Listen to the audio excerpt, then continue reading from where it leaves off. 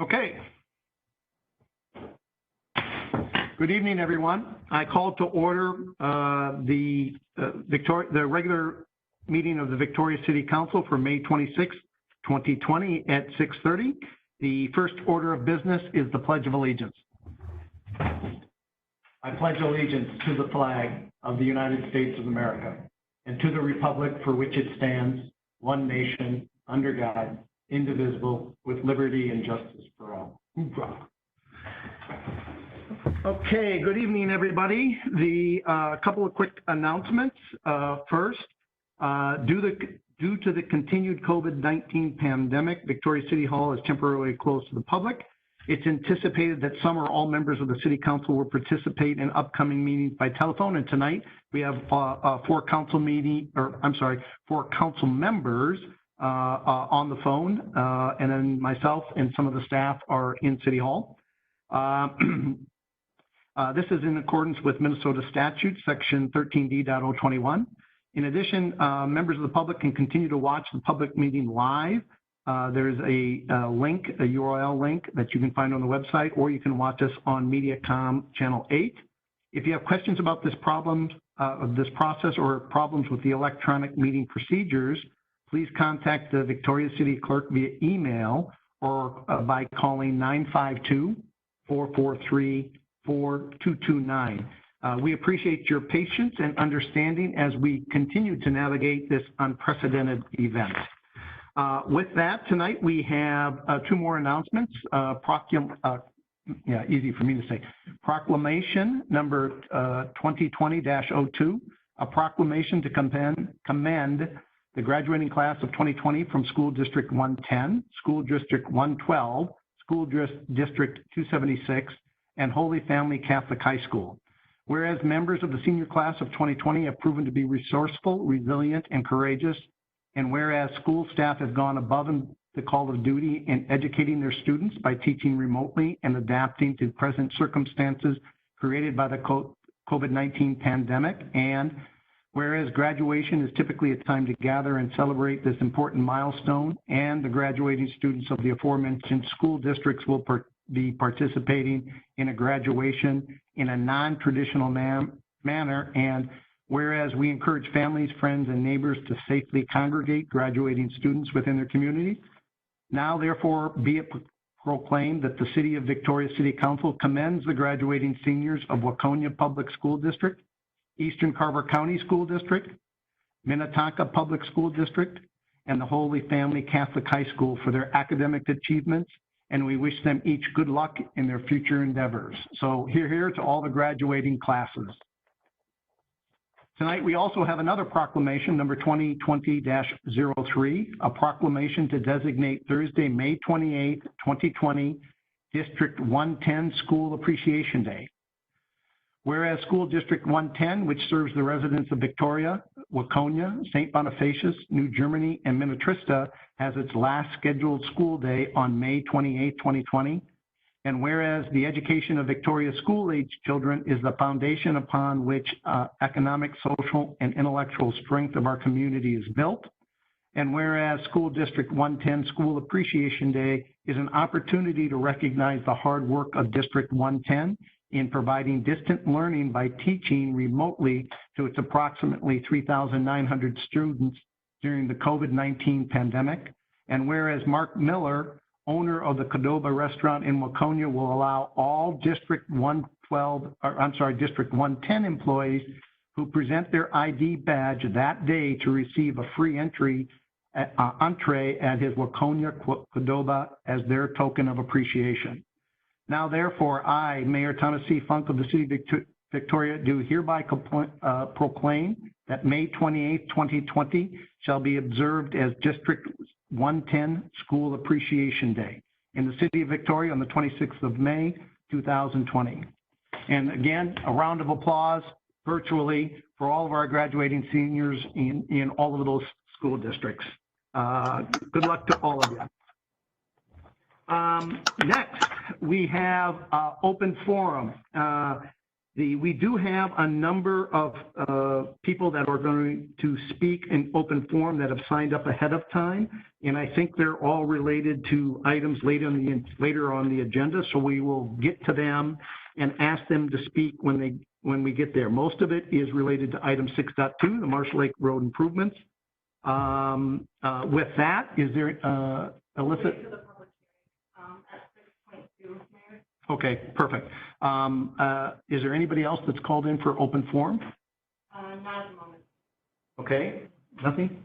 All right, we don't have anybody for open forum, so we'll go ahead and continue on. We'll call those folks in the open forum section when we get there. With that, we've got to adopt the final agenda. Can I ask a council member to please make a motion to adopt the final agenda, please?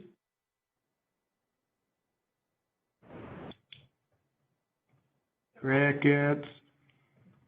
Councilmember McMillan makes a motion to adopt the final agenda. Thank you. We got one. May I have a second, please? Councilmember Vogt seconds that motion. Thank you. Is there discussion? Council member, staff, anybody, any adjustments to the agenda? Not hearing anyone. Roll call vote. Council member Vogt. Aye. Aye, thank you. Councilmember McMillan, please. Aye. Thank you. Councilmember Black, please. Councilmember Black, you're on mute. Councilmember Black. Okay. Oh, there you go. Now we can hear you. Vote, please. Aye. Thank you. Councilmember Gregory. Aye. Mayor votes aye. The final agenda is adopted. Consent agenda. Council members, can I have a motion to adopt the consent agenda, please? Councilmember Gregory makes a motion to adopt the consent agenda. Thank you. Can I have a second, please? Councilmember Black seconds. Thank you. Staff, council members, anybody want to pull anything from the consent agenda? None of the staff. I'm seeing everybody shake their head. No. Council members, anybody want to pull anything? Going once, twice? Okay, hearing no request to pull anything. Roll call vote. Council member Vogt, please. Aye. Thank you. Council member McMillan. Aye. Thank you. Council member Black. Aye. Thank you. Council member Gregory. Aye. Thank you. Mayor votes aye. The consent agenda is adopted. No changes. All right. That brings us to the first item on tonight's agenda, item 6.1, Independent Auditor's Report for year-end 2019. With that, Trish, let me turn it over to you and take it away. Thank you, Mayor. Good evening, Council and Mayor. This evening, we are going to have Andy Berg from Abdo, Ike & Myers, our auditors, present to you the 2019 financial statement audit. So I will turn it over to Andy Berg. Good evening. Thank you, Tricia. I assume everyone can see my screen. You also have the presentation in your packet. Again, like Tricia said, I'm Andy Berg with Abdo, Ike & Myers, here to present the 2019 results of the audit. On this slide, shows you all the different areas I'll cover. I'll cover the audit opinion. We'll look at each of the city's funds and some trend analysis there, starting with the general fund. We'll cover your other governmental funds, your special revenue, capital project, and debt service funds. We'll look at your enterprise funds, your water, sewer, and storm funds. And then we'll look at some ratios, looking at the comparison to other cities in the state with similar size population, and also looking at other cities within Carver County. So the end result of our audit is that we issue an opinion on your financial statements. We issued an unmodified opinion or clean opinion. As part of the audit, we also test 7 different areas of Minnesota legal compliance, such as investing, contract and bidding, debt, are just a few of those. Again, we issued a clean report there, no findings to report. So completely clean audit. So now getting into the financial information, starting with the general fund. The first slide we're looking at here on slide 4 is looking at your unassigned fund balance in your general fund, comparing that to your fund balance policy and also to your 2020 budget or your next year's budget for each of the years. You do have a policy where you want to maintain that at 30%. So you see over the 5 years presented, right in line with your policy, basically all at 30%, with 2015 being just under at 28.8. The other item to point out here is the red line, the budget. That's what we're comparing it to.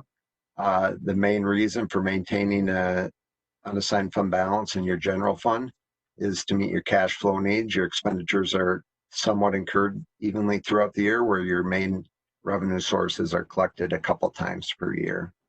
And then you'll also see that the budget has steadily increased each of the 5 years presented. Now looking at the activity in the general fund during the year, here we give you a summary comparison of your final budget amounts compared to the actual amounts. So total revenue came in just below 5.6 million, which was about 368,000 higher than budget. The main reason for that variance is development activity, with revenues from building permits and plan check fees being over budget.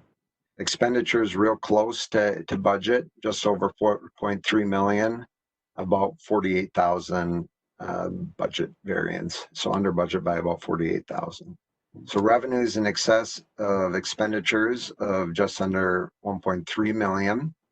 You did transfer out 842,000 to other funds, mainly into the capital funds for capital projects. So your total fund balance increased about 419,000, ending at the 3,167,000. On the next slide on page 6, we give you a 3-year history of your revenues by type. Like I mentioned, when we were looking at your fund balance, your main revenue source is your property taxes. You can see that makes up the bulk of your revenue, increasing each of the 3 years presented. 2017 is the blue column, 2018 is the gray, 2019 is the green, with the other revenue sources remaining fairly consistent over the 3-year period. Similar chart, but with your expenditures by type. Again, a 3-year comparison. You see the majority of the areas, such as general government, public safety, has increased each of the 3 years, which correlates favorably with the increase in the budget we saw when we were looking at the fund balance page. Public Works did increase from 2017 to 2018, but did drop in expenditures in 2019. And then your transfers out, again, those are mainly capital. Those also have increased each of the 3 years. Now moving on to the special revenue funds. You do have 5 special revenue funds, with the Victoria Recreation Center being the majority. In total, the fund balance on all these funds ended at just over 1.4 million, which was an increase of 147,000. All this fund balance is internally committed, which is indicated in the graph. So the city has committed that. And the total fund balance has increased each of the 3 years presented.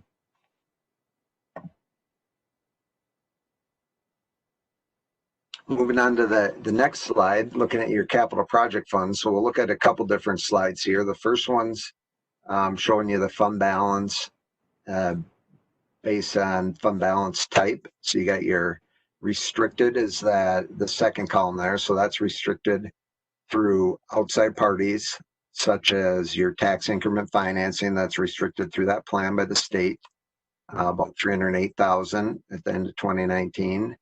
Park development is also restricted, about $1.2 million there. You have your charitable gambling donations, about 101,000, and then your capital improvements, 643,000, which is restricted by the bond documents that were issued. Internally, you've committed some funds and also have assigned funds. The bulk of the remaining fund balance is in that assigned category.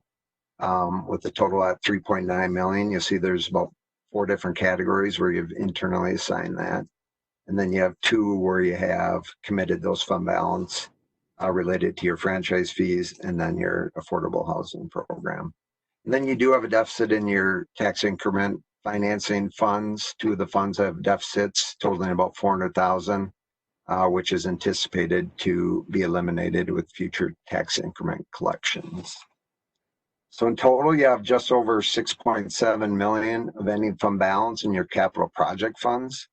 If we look at that in another chart, so this chart gives you a comparison of ending fund balance compared to 2018, where we were just looking at 2019. So that second column in has that $6.7 million and segregated out and compared by fund to 2018. So total fund balance in the capital project funds increased about 604,000 during the year. A couple items to point out: your park dedication fund and your trail fund were closed and transferred into your park improvement fee. That fund showed the largest increase, about 837,000, ending at just under 930,000. Main increase is related to those transfers and also collection of park dedication fees. Your downtown redevelopment fund increased 150,000, ending at 1.9 million. Main increase is related to a transfer in. Your capital franchise fee fund increased about 172,000, ending at just under 1.1 million, mainly due to collection of franchise fees. So now moving on to the governmental debt service fund. So this does not include the debt that's in your water fund. In total, you have about 20,300,000 of bonds outstanding at the end of the year. You can see it's made up of a number of different bonds. We also give you the maturity date. Here we just recommend that you continue to monitor the revenue sources coming in, mainly taxes and special assessments, to ensure that you're going to cover your principal and interest payments through the life of the bonds. On the next slide, we give you a 10-year history of your total principal and interest payments, assuming you don't issue any debt. As some of those bonds drop off, you'll see the debt service requirement does decrease over the 10-year period. Now moving on to the enterprise funds. So for each of the enterprise funds, we give you a cash flow from operations graph, also including the debt service payments and connection fees, and then a cash balance graph at the bottom. So starting with the water fund, looking at the graph at the top, over the 4 years presented, the last 3 years, actually the last 4 years, you've generated cash from operations, which is indicated by the blue bar, the operating receipts, coming in higher than your operating disbursements, the gray bar. You add on the principal and interest payments, which is made up of the green, and then also the receipts from connection fees. You'll see that you have been able to cover your debt service payments with those connection fees, which was intended. You did have about 820,000 of capital expenditures during the year. So that's where your total cash balance, if we look at the bottom, remained about the same, decreased a little bit, ending at 2.5 million compared to 2.6 million. And that's with paying that 820,000 of capital. Now you do have a minimum target balance that the city calculates as a part of operating, and then also the next year's projects, if they were going to happen, not necessarily that they will happen. So that minimum target balance at the end of 2019 of 2.9 million does include about 2.1 million of potentially planned capital projects. Sewer fund, similar graphs. The sewer fund doesn't have any debt remaining, so we won't see any of that green. You'll see that you have generated cash from operations and also adding in the connection fees, allowing that cash balance to increase over the 4 years presented. So you're up to about 2.4 million compared to about 500,000 at the end of 2016. Now, if you did have, if we look at that minimum target balance, there are some potentially large capital projects that may happen, about 3.6 million included in that 3.9 million in 2019. I know in your work session for both of these funds, you went over a utility rate study, so that would factor in all these capital pieces too.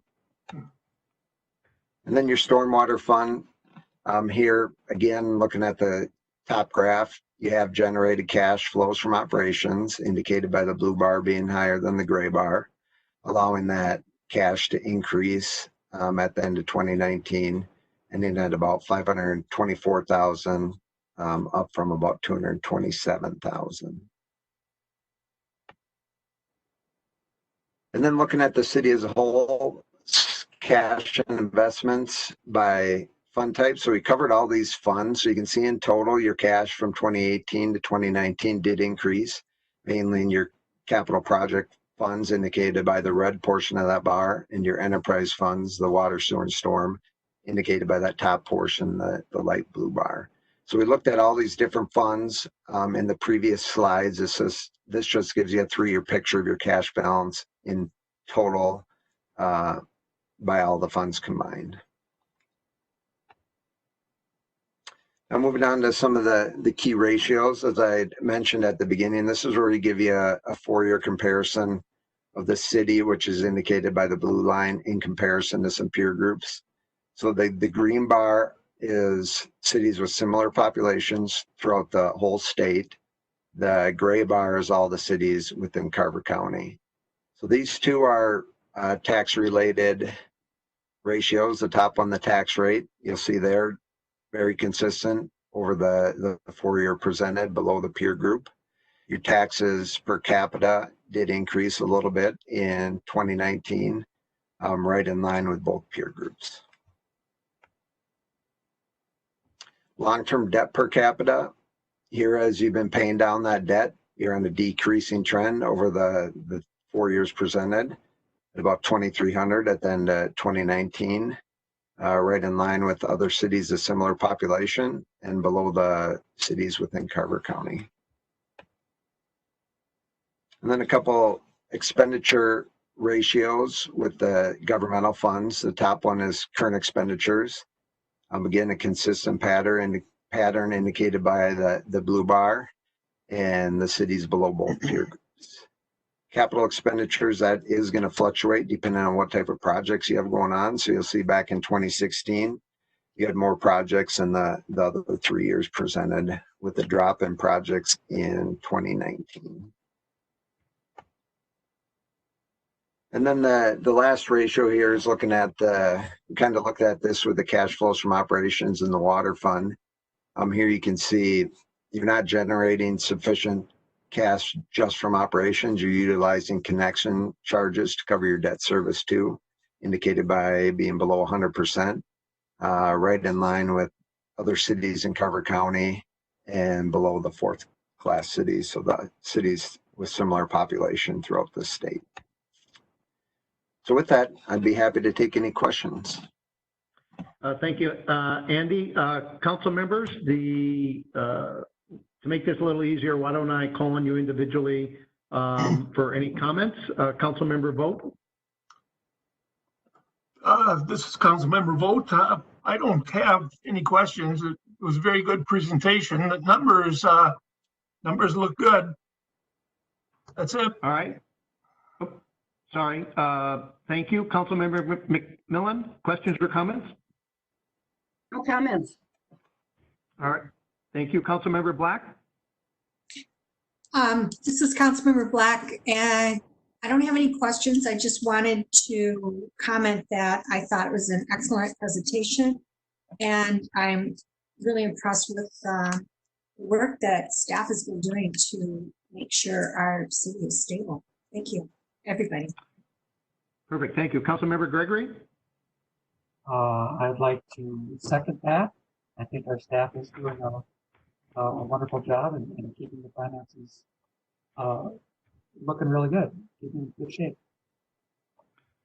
All right, thank you. Very quickly, it's in the packet. I want to call out for the council and for the public's attention.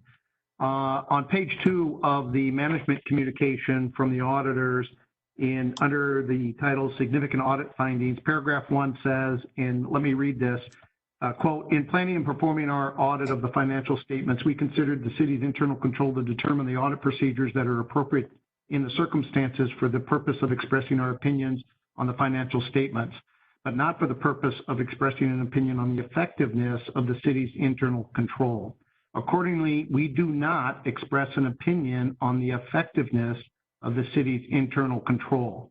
The next paragraph talks about and defines deficiencies, significant deficiencies, and material weaknesses. I'm not going to read that, but the paragraph after that says, quote, our consideration of internal control was for the limited purpose described in the first paragraph of this section and was not designed to identify all deficiencies in internal control that might be material weaknesses or significant deficiencies. Given these limitations during our audit, we did not identify any deficiencies in internal control that we consider to be material weaknesses. However, material weaknesses may exist that have not been identified. So the reason I wanted to bring that out, and I thought it was appropriate given that we're getting the audit report now, is I believe the council does need to discuss this, not tonight's meeting, but at another night. I don't want to surprise the council members with this. But given what I wrote last August, with all of the problems that the auditors did not find in the past 7 years that I wrote about and informed the public of in August, and I believe that Trish and Dana have done a tremendous job, and I have absolute faith in belief that they're doing the right thing. But I believe that we firmly need to make sure that the city has the right internal control structure to bring in a consultant that will take a look at our internal controls, as this audit clearly states it doesn't, to make sure that there's nothing else that they have not seen. And I wanted to pull these paragraphs out because this specifically states that they didn't look at it and they're not rendering an opinion on the effectiveness of our controls. And again, just to be clear, it's not because I don't trust Dana or Trish to do the right thing. I think they do. I think we need to help them, and I think we owe the public the ability to have an independent auditor come in, look at our controls to see if there's anything that we're missing. So with that, I want to go ahead and ask Dana, let's get this put onto an agenda when we can fit it in at some point in the future, and after you've had a chance to talk to the other council members. So council, I'm not trying to ambush you here or ask for comments. I just wanted to bring that to your attention, and then we can follow up at a later time. David, go ahead. Thank you, Mayor, members of the council. My recommendation was to add this in the preliminary budget for discussion. That's where you set the overall tone and direction for the budget, and we do have an estimate. When this came up last year during the budget process, staff did get an estimate for what it would cost to do an independent internal control, approximately $36,000 for that audit. And so we can bring that forward as part of the preliminary budget in June. That would be the staff's recommendation if council would be open to that. Yeah, I'd like to ask you on your one-on-ones to talk to the council members, give them a chance to consider what I read tonight, look at the report, and then bring it back when we can fit it into the schedule, given everything else that we've got. So with that, council, any final comments or questions on item 6.1? Councilmember Black says no. Okay, hearing none. Dana, do you need anything here, or do we have to do we have to accept this? I don't have the resolution in front of me. Can we get it up on the screen? And then I would ask council member, please identify yourself and make a motion here. This is Councilmember McMillan. I make a motion that we accept the 2019 Auditor's Report as submitted. Thank you. May I have a second, please? Councilmember Vogt seconds the motion to accept the audit report. Thank you. Any further discussion? Hearing none, roll call vote. Councilmember Vogt? Aye. Councilmember McMillan? Aye. Councilmember Black? Aye. Councilmember Gregory? Aye. Mayor votes aye. The motion carries unanimously. Next item, 6.2.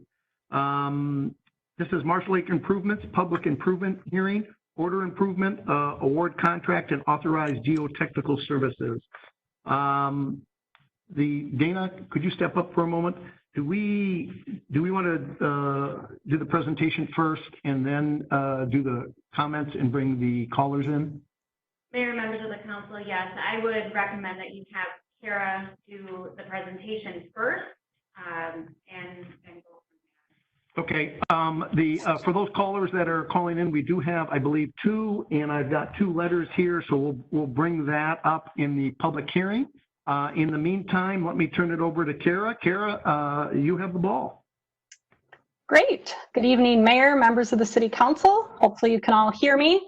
I'm going to go ahead and share my presentation.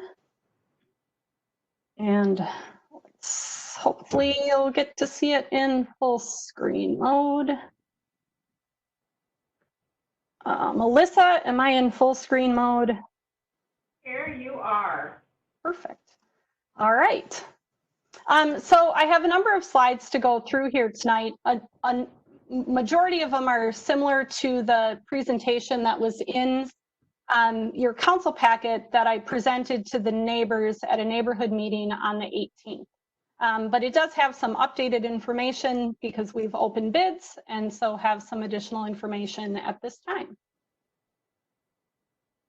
Let's try to get my slide to move. Okay, so tonight the City Council has a number of potential actions in front of them for consideration.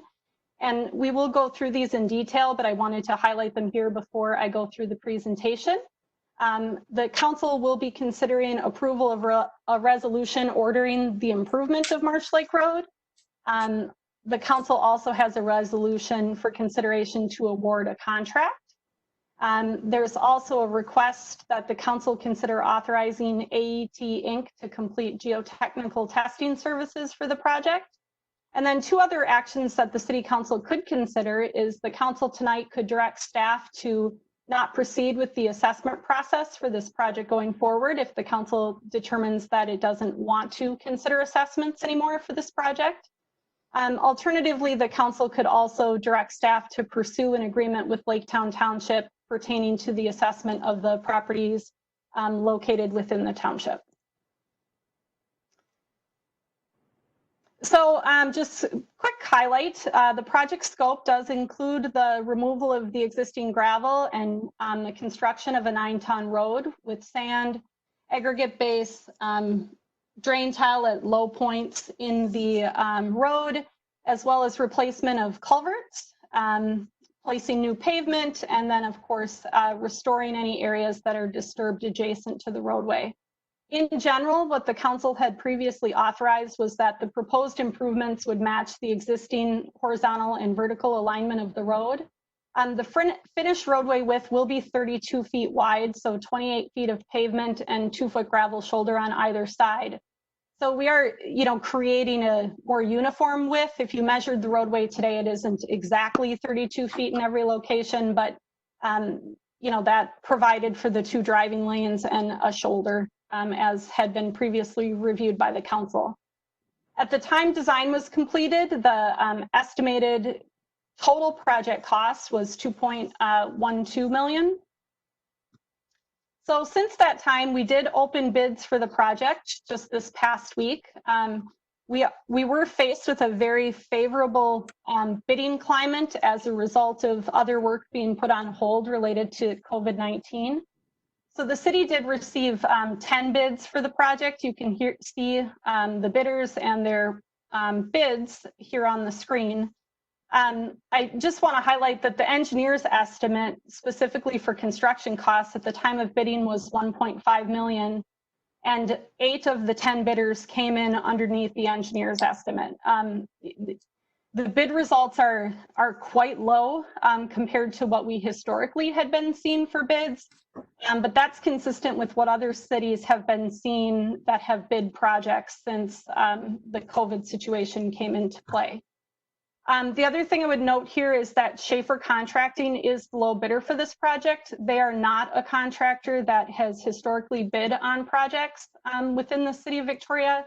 You may be familiar with them more for large MnDOT and county projects, but they did have some work that was no longer going to be occurring, so they were very interested in pursuing this project. Also shown here on the slide is what the post-bid estimated total project cost now that was noted in your staff report. It's 1.7 million. The difference between the construction costs and the total costs, what's included in that is now a 5% contingency, down from the 10, I think, that we'd previously seen in these estimates. And then, of course, there's engineering costs for the preparations of plans and specifications, and then construction and administration, staking and observation, as well as geotechnical services, and then legal and fiscal and administration costs associated with the project. So one of the topics we're going to cover tonight is proposed assessments for the Marsh Lake Road improvements. This information was also shared with the City Council at the time that we presented the feasibility study back in April.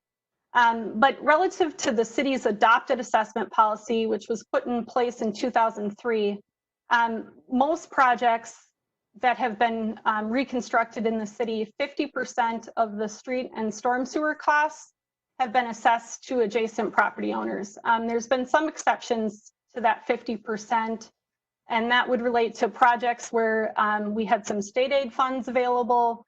The assessments then were less than 50%. And then in the downtown area, the assessment policy calls for 100% of the cost to be assessed, but past councils have elected to assess 75%. The city's reconstructed nearly all of the city's older streets in accordance with this policy.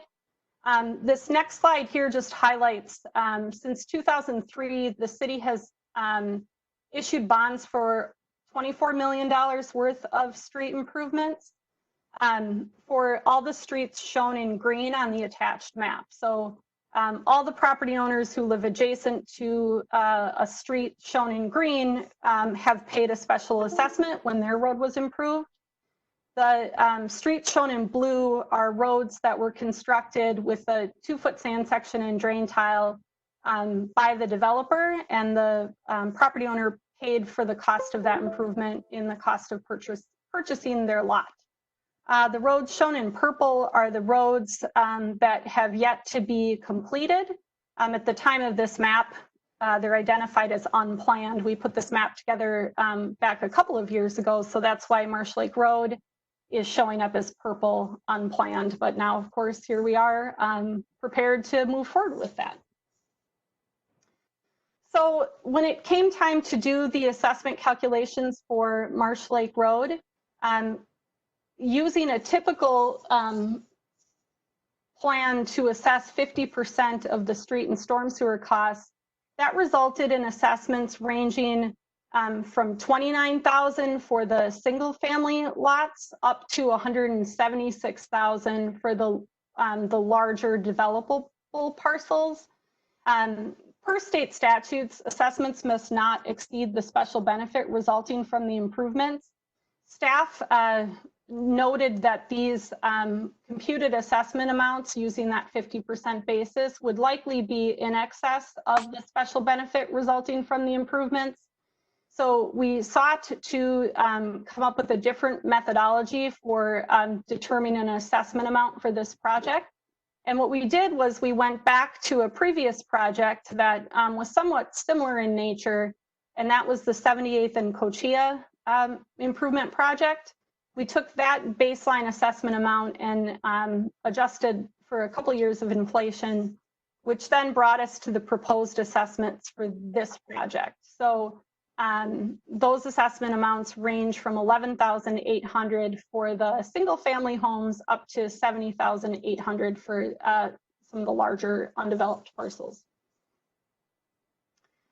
These next two slides, the properties highlighted in yellow are the properties that are included in the proposed assessment for this project in accordance with the city's policy.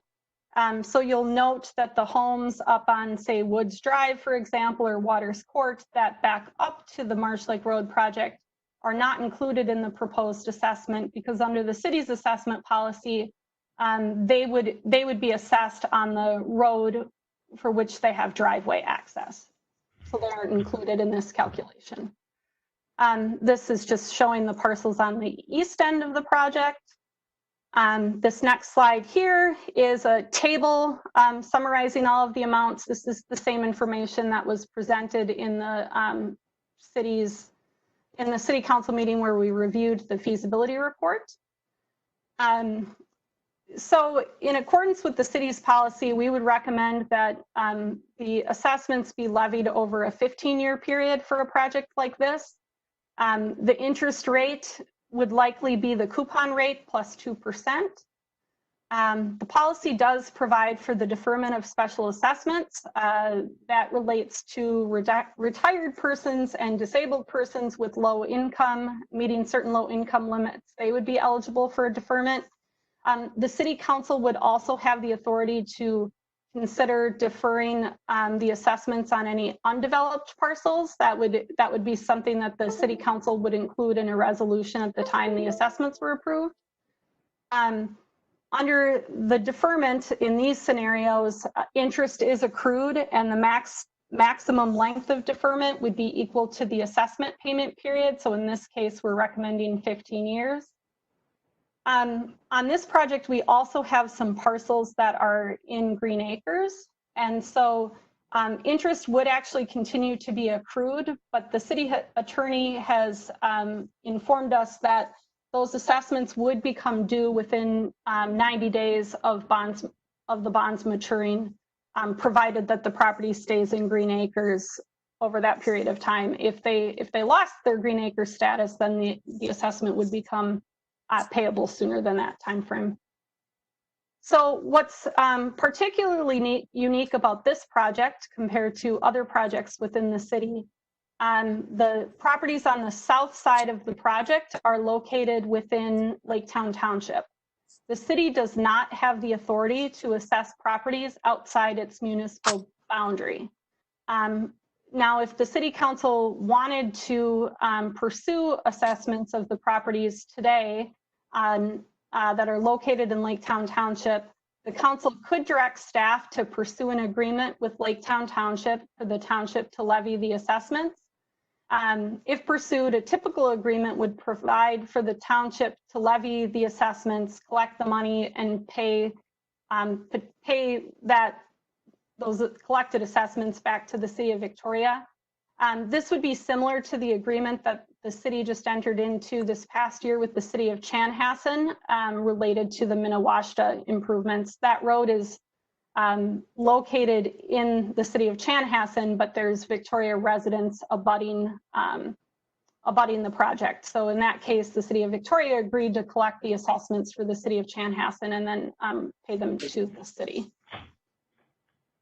Alternatively, per state statute, the city could assess for the improvements if and when the properties are annexed into the city. The terms of any future assessments would be as determined by a future city council. So whether it would be the full assessment amount or part of the assessment amount, or if they had 5 years to pay it or 10 years to pay it, would really all be a decision that a future city council would need to make.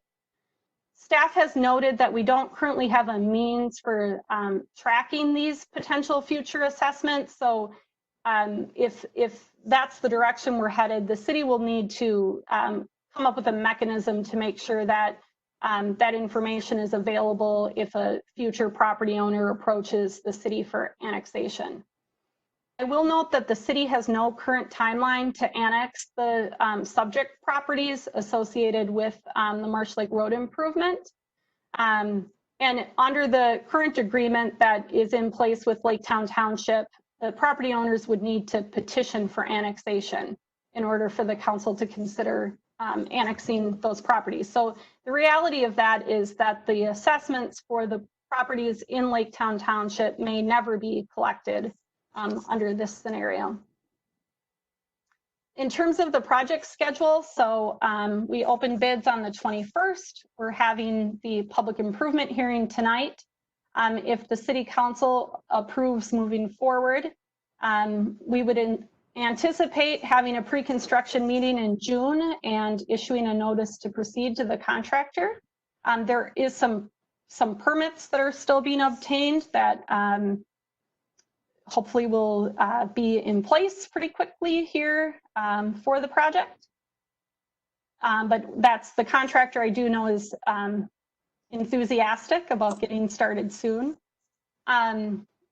So if moving forward with the assessment process, we would anticipate that on September 14th, the city council at that point would declare the cost to be assessed and call for a hearing on the assessment. And then we anticipate that we would be holding the final assessment hearing in October of 2020. That would be the point at which the council would adopt a final assessment roll. Once the assessment roll is adopted, the property owner would have 30 days to pay the assessment in full without interest. Otherwise, it would be added to the property owner's property taxes beginning in 2021. We do have a project completion date of October 30th of 2020. At our neighborhood meeting, we spent quite a bit more time on construction than I'm going to do here tonight, but just wanted to touch on a couple of highlights. We won't have the specific construction schedule until after the contract is awarded. Working hours, they are allowed to work from 7 a.m. to 7 p.m. and Saturdays from 8 to 5. And, you know, construction is messy and access there'll be challenges for access to the property owners, but at the end of the day, each property owner would be able to return to their property, but there might be periods of time where they can't get to or from their property right during the day. That information will be communicated directly with the affected property owners. We will be doing some culvert replacement, and then of course the disturbed areas will be restored with topsoil and seed. Those areas tend to take some time to look like the rest of people's lawn. So that ends up in the long term requiring some care from the adjacent property owners, but certainly we can chat about that directly with them. We are proposing to have somebody on site when the improvements are occurring. Right now that we anticipate that being Jeremy Stalser from my team. He'll also be in the area for the Laketown infrastructure projects. And then certainly we'll get the website up and running so that we can provide regular weekly updates to affected property owners and interested residents on the project. So again, the possible council actions for the city to consider here are listed on this slide, and I covered them initially, but I'm going to jump into each of them in a little bit more detail. So there are two resolutions included in your packet. The resolution on the left is a resolution ordering the improvement and approving plans and specs for the Marsh Lake Road improvements. This is a legally required resolution associated with the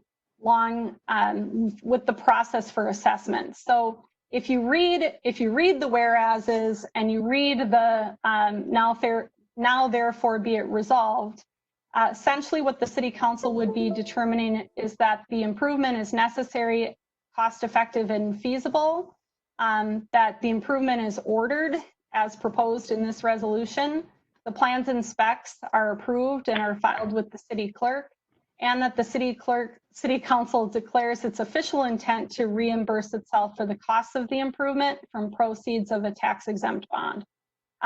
By statute, this would require approval by a 4/5 vote in order to be considered a valid resolution.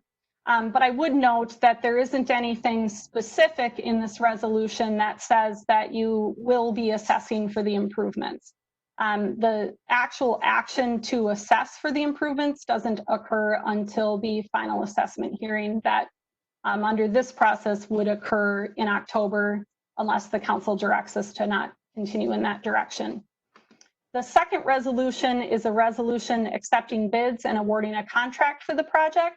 I will note that since the bid opening last week, the bids were tabulated, checked, and summarized to verify that all requirements of the bid submittals were met. The project engineer, SRF, has reviewed the bids and provided a letter recommending award of the contract to Schaefer Construction. So the action with this resolution would be the council would be approving the mayor and city clerk to enter into the contracts. And then, of course, the city clerk would then be authorized to return all bid bonds for the other bidders. We would hold on to the bid bonds of the next two lowest bidders until a contract has actually been signed by the lowest bidder. So standard resolution for awarding contracts for this type of project. The next council action that we were seeking would be approval to hire AET Inc. to complete geotechnical testing services for the project. We did obtain two proposals. You will note that they were very close in price. The scope of work includes testing of soils and materials testing. So, testing of the sand and gravel class 5 that's placed. I have concrete testing in here, but we don't actually have any concrete on this project, but there would be bituminous testing. And with that, then I just once again summarized the council actions that could be considered tonight. And that is the end of my presentation. Okay, since nobody's interested in this, why don't we move on to 6.3 then? Or, oh, wait a second. The folks, here's what I'd like to do to give, there's a couple of people that are calling in. So I'm going to go ahead and open the public hearing at this point. I'd like to ask the two people that wanted to call in. Do we have them online yet, Alyssa? Mayor, we do have them online. Okay, since they're already online, why don't we have them speak? Once they're done, I'll read the other letters that we have related to this. So pick whichever one you have. All right, the first will be Ann. Ann, I'm going to unmute you right now. You will be unmuted when you hear 2 beeps. Hi, this is Ann Schmid-Menden, Schmid Hilltop Farm, 5475 Marsh Lake Road. Thank you, Council, for the opportunity to share our perspective on the Marsh Lake Road Improvement Project at this public hearing tonight. You have already received a letter we sent in advance for your consideration. I would also like to read our comments tonight for the benefit of those viewing from home. As the Council continues to consider the option of whether or not to assess for this project, the Schmid Hilltop Farm offers this perspective. The question of assessments is always a challenging one. The calculation of estimated assessments in the feasibility report applies a formula to arrive at an assumed benefit. For our farmland on both sides of the road, that applied formula results in an estimated assessment of $112,000 paved road that creates no benefit for farming. In reality, it imposes a negative element for farming, as a paved road will increase traffic, making it harder for us to access our fields and more hazardous for us as we drive up and down the road with our large farming equipment. When compared to gravel, a paved road creates a road surface that will not absorb all the dirt and mud our tractor tires pick up in the field. We know this as we've been farming this land since 1853, and we plan to continue farming into the foreseeable future.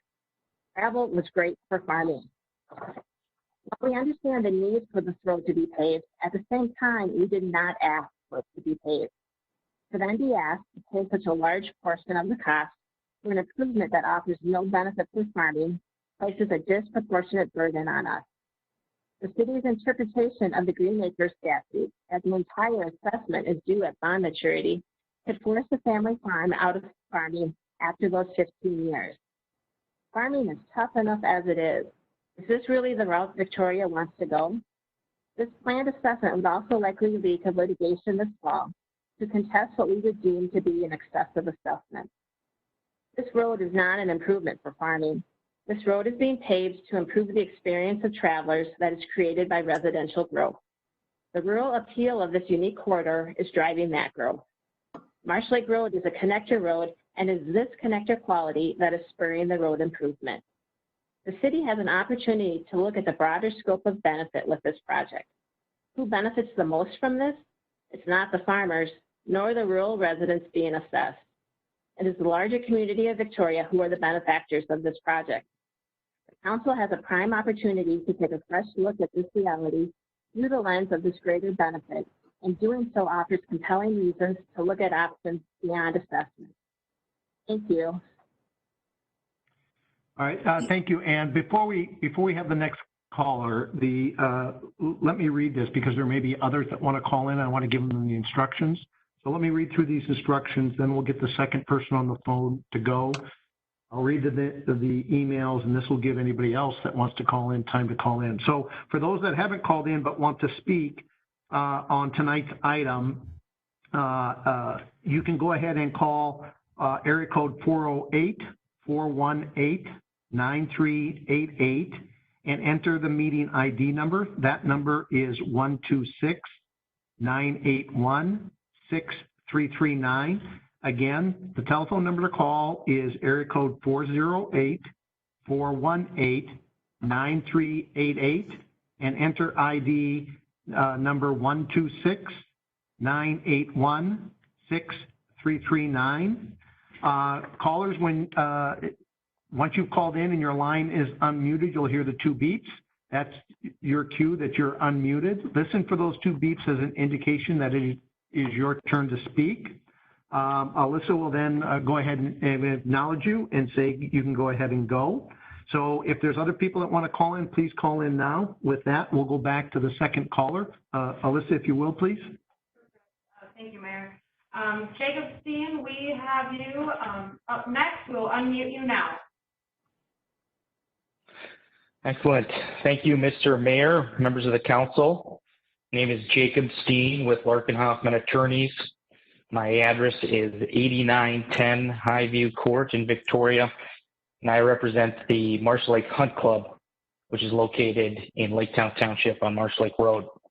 As I've described in my letter, which you should all have a copy of, the Hunt Club objects to any special assessments against the Hunt Club property as part of this project.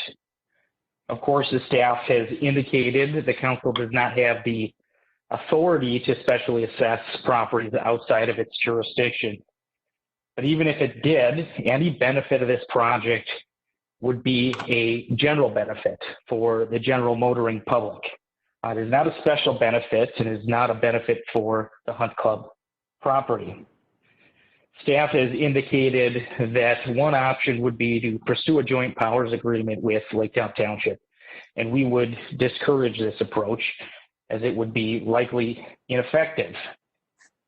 If the city and the township were to speculatively specially assess the Marsh Lake Hunt Club's property before it was annexed into the city, any benefit conferred on the property would be either general or far too speculative to again constitute the legally required special benefit.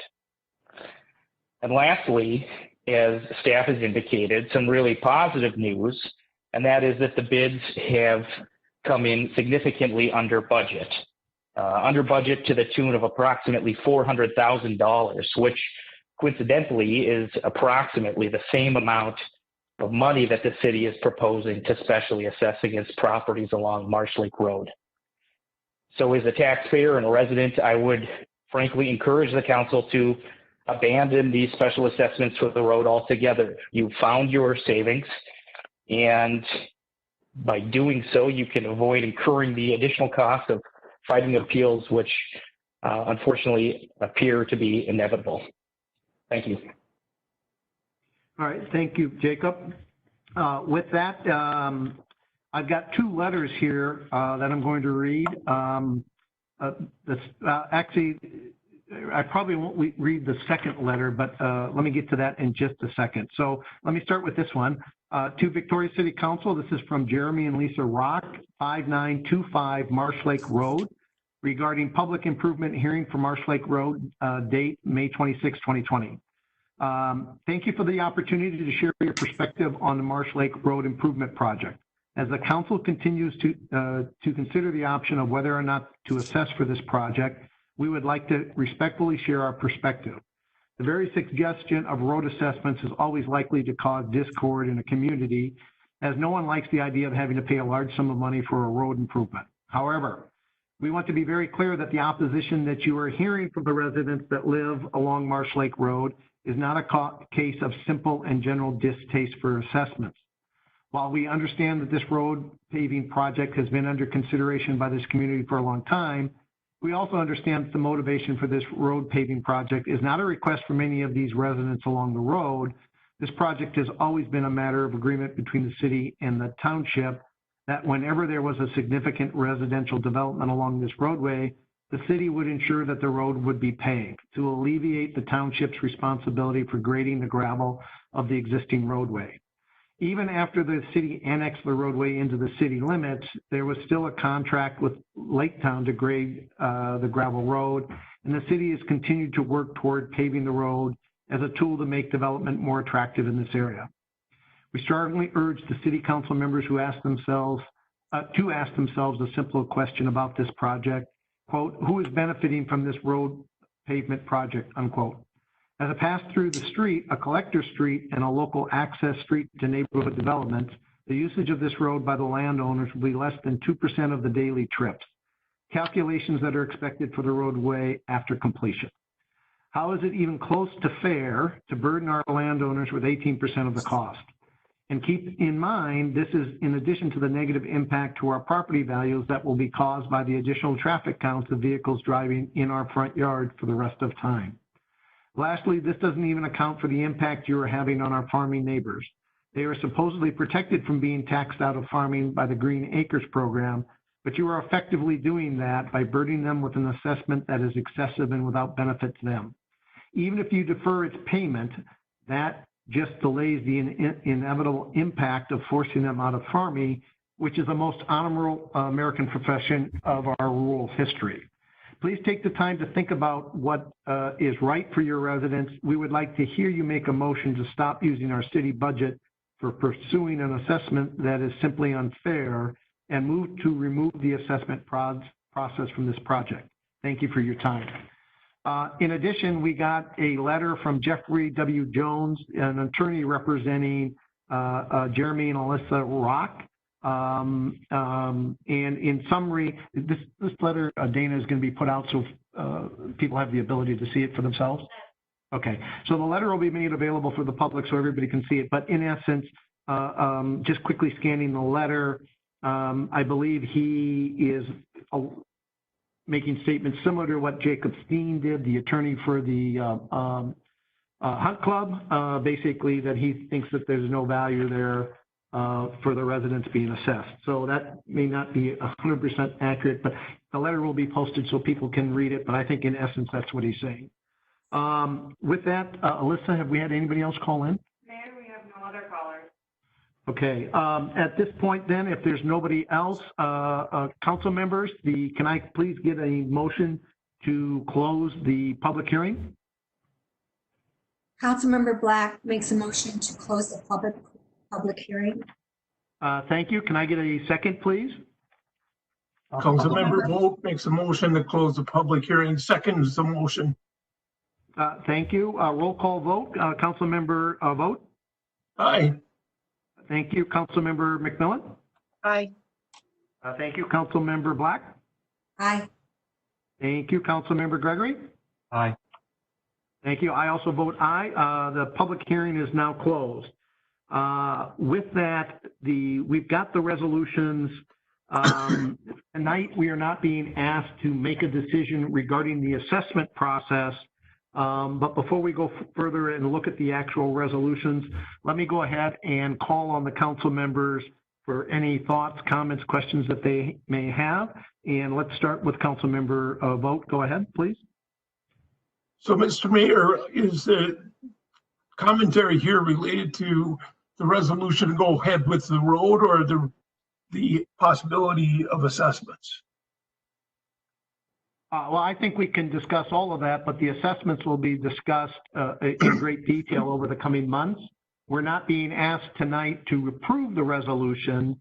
The only thing we're being asked tonight is approve the project, award the contract for both the construction of the road and the geotechnical testing. But we are not making a decision on the assessments, if there will be one or anything related to the amounts. With that, if you guys want to talk about that, you guys being the council, we can. I would suggest, given what we have on the schedule, if you have any brief comments, feel free. But we're going to be having much more discussion specifically related to the assessments later. Either way, I'll defer to you. So, Councilmember Vogt, please proceed. Talking about the the project, I think what we have is a very, very good project, and we should go ahead with it, and we should take the lowest bid, as long as the engineer feels the contractor is a good contractor. And I think we should just make the 2 resolutions we need to make tonight and move on. All righty, thank you. Councilmember McMillan? I want to see, and I don't know who to address this question to, but one of the things that we had talked about doing was asking staff to pursue an agreement with Laketown Township. I would like to open up that discussion and see if Laketown Township is open to the idea of a joint powers agreement that would consider assessing both sides of Marsh Lake Road. The other thing I want to do is gather up some other additional information on the assessment process. I know that there is some concern from the residents that this project does not benefit them, and in fact probably is more of a doesn't benefit them more than it does benefit them. But I think that we want to pursue some other options. There's no question that a paved road is better than a gravel road for almost everybody in every situation. So I think I want to continue to pursue gathering some information around the assessment process. What can we do to make that fair and equitable to the folks living there, understanding that the Victoria taxpayers are also paying a good portion of that road improvement through the bond payments, etc. So I guess I would like to make a motion to direct staff to pursue an agreement with Laketown Township and see if they would be willing to enter into a joint powers agreement with us and at least have all of our tools in the toolbox that we can draw from as we make the decision about how or if to assess this road. Thank you. Councilmember McMillan, if you don't mind, can I hold that motion just for a moment to give the other council members a chance to talk briefly, and then we'll come back to that motion? Certainly. Thank you. So we're going to come back to the motion in just a second, but first, Councilmember Black, any comments, quick comments, questions before we go back to the motion? Oh, yes, because I don't agree with that. I think that we've looked at what it's going to take to get that road done. We've saved the amount of money that we were going to be assessing. We've saved that with the quote that we've gotten. So it's not costing us any more money. I sat down and I figured out, even if at the higher amount, which I don't know what the assessment will be now, but with the higher estimate, at 15 years, it was going to cost the residents $3 a year. And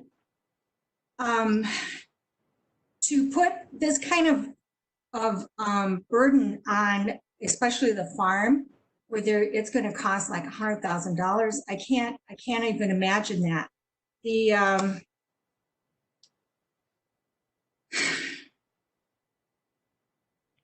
This needs to be stopped with the assessment. There's no reason for staff to have to worry anymore. I've talked with residents, and the only people that have even considered assessing this road are the council members. No one else that I've talked with has even said that they thought that it was a good idea to have them pay for that road, especially when it's for the benefit of the entire city and for the residents that are around there and not just them. So I don't know how, since she's put a motion together, I don't know how to even address that, but I want to make a motion that we do not proceed with the assessment process. hang on a second. To Councilmember McMillan's defense, we're going to come back to her motion. That motion isn't on the table yet. I asked to hold it, and she said she would. Let me give Councilmember Gregory a moment to respond, and then I'm going to ask for a second on the motion. But before that, I'm going to give Councilmember Vogt also a chance to respond. So since you're now talking about it, you know what? Because it seems like this is where the discussion is going to go. Let's just get this on the table now so that we can deal with this issue, at least for tonight's meeting. And so there is a valid motion that was made. I will second the motion so that we can have a discussion on Councilmember McMillan's motion to direct staff to consult with Lake Township about a possible assessment. With that, Councilmember Vogt, you haven't had a chance to speak on this. I'll come back to you, but let me give Councilmember Gregory a chance to speak first. So Councilmember Gregory, the floor. Thank you, Mayor. Special assessments aren't any fun for anyone, residents or councils. If we were to not pursue special assessments on this road, I just don't know how we can face residents, the countless residents that have been assessed throughout the years. I know many of them, and many of them are elderly, retired, some disabled, that have struggled and have had to pay these assessments. And for us to say, wow, this is kind of a special thing, and we've got some really nice people here, I do think that the farm and the hunt club do have some special circumstances there that certainly need to be considered. But you look at 78th Street, that's a through street. Tiger Lake Lane, we just approved in 2018. That's a through street. You can make those same arguments that those were done for other purposes, and they were, but those streets also needed to be improved, just like Marsh Lake Roads needs to be improved. We're not a rural community anymore. We are much more urban, and having gravel roads in an urban city just isn't acceptable. So eventually this road needs to be improved, whether it's development driven or not. But as we move south, we do need to improve the road. So that said, I think we have entered into joint powers agreements before, as Kara said, with Jan Hassan. I think we should open up that discussion with Lake County to see if they're open to that option. I think, in all fairness, if there is assessments, it should happen on the south side as well as the north side. I'll hold any more comments for You started to fade out. Councilmember, was that it, Councilmember Gregory? Yeah, I'll withhold any more comments until others have a chance to weigh in. All right, thank you. Councilmember Vogt, you haven't had a chance to weigh in on the motion. Would you proceed, please? Well, thank you, because I thought we were going to avoid talking about it until later in the discussion. But, you know, all of us want to do the right thing here. I certainly do. I don't want to do something that's totally unjust, but somebody's got to explain to me, we built 18 road projects since 2003. Most of them, majority of them were bonded, and we had to assess. I think Kara can correct me, but most of those we assessed on in those 18 projects. So as Councilor Gregory was referring to, a lot of those projects involve through streets, thoroughfares like 78th, 86th Street, you know, and assessments were levied. So I need to understand why this is fair to the citizens of Victoria. We're talking, you know, 10,000 people. Why it's fair to the citizens of Victoria that we are making these exceptions. I just want to do the right thing, but nobody's explained to me exactly why this requires a total change in course. Now, I agree with comments that have been made that, you know, we need to look at treating the Schmieg farm justly. The Hunt Club has got its own unique characteristics. You know, this is very complex, but we do not have to make the assessment decision tonight. It's my understanding that we have an option to say do not assess tonight, but we do not have to make the final assessment decision tonight. We can explore options and we can discuss further and we can request more information.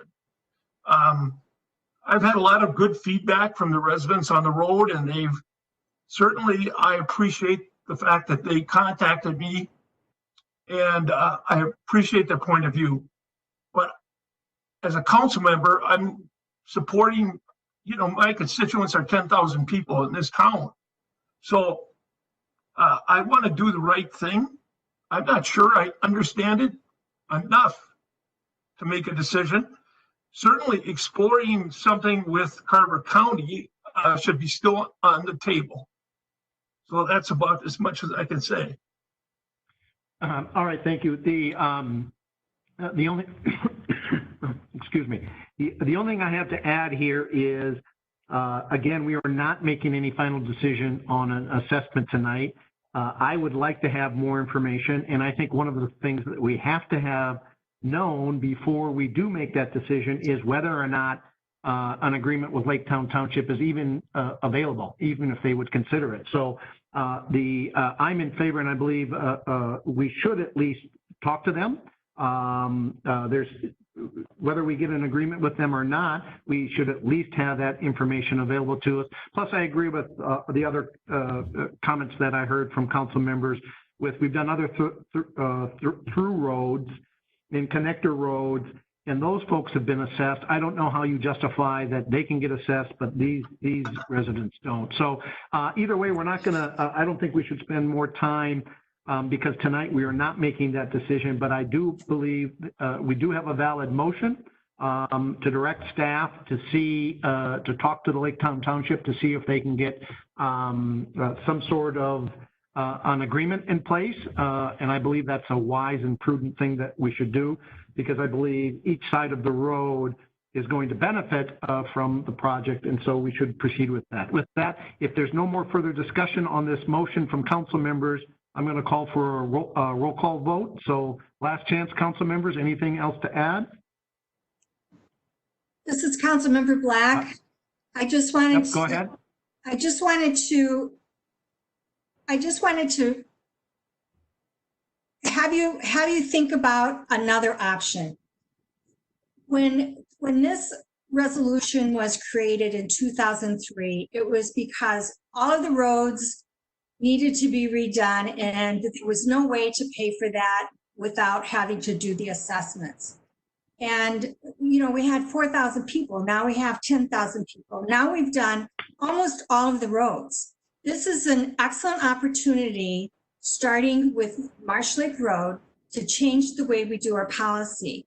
And we could work out a plan to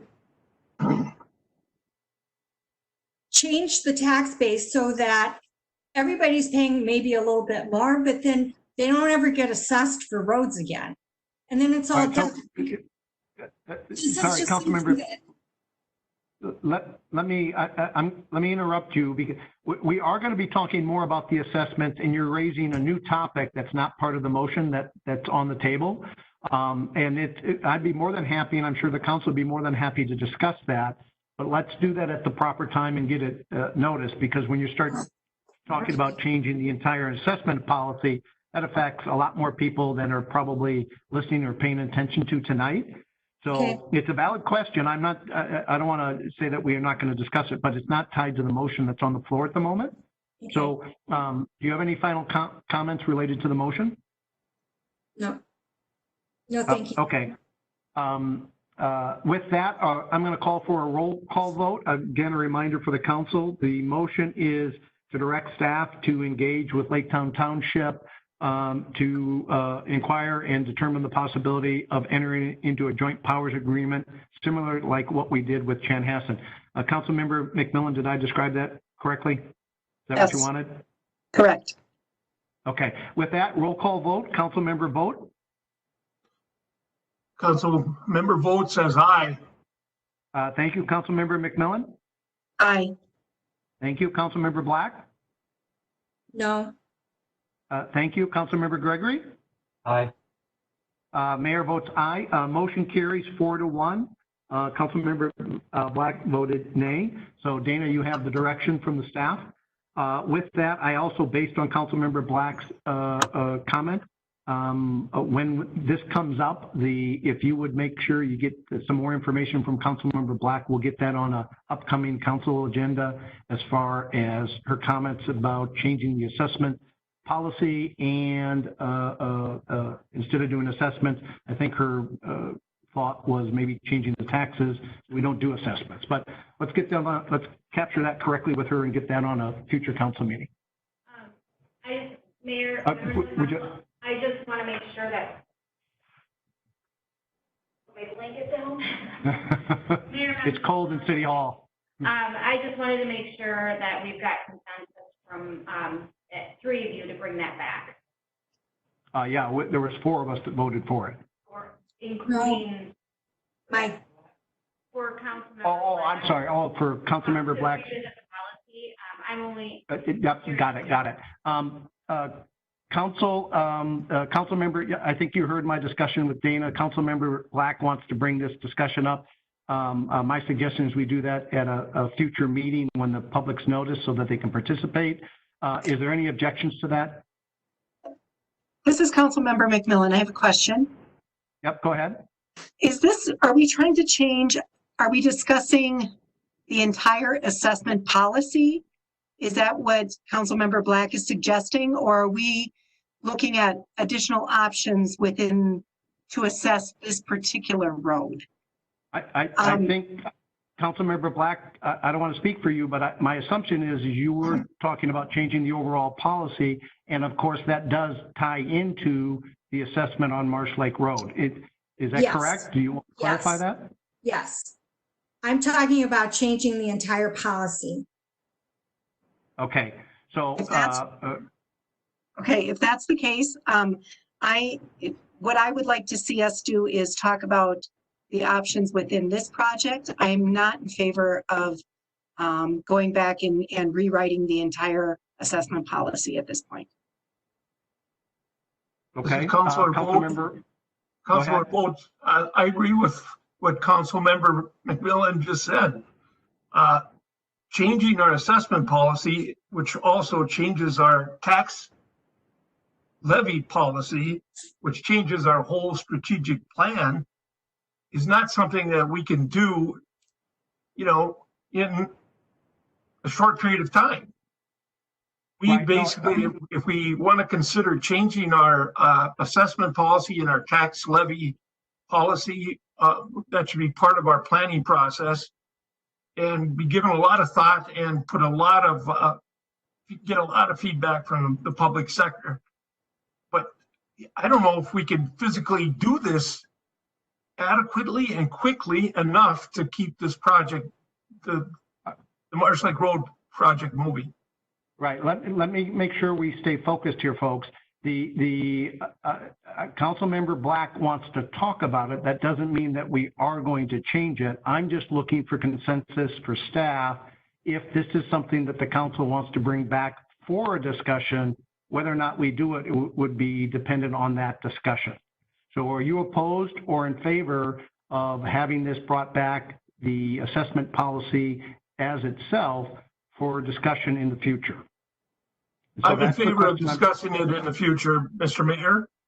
Okay, I perfect. don't want it to completely turn the Marsh Lake Road project upside down.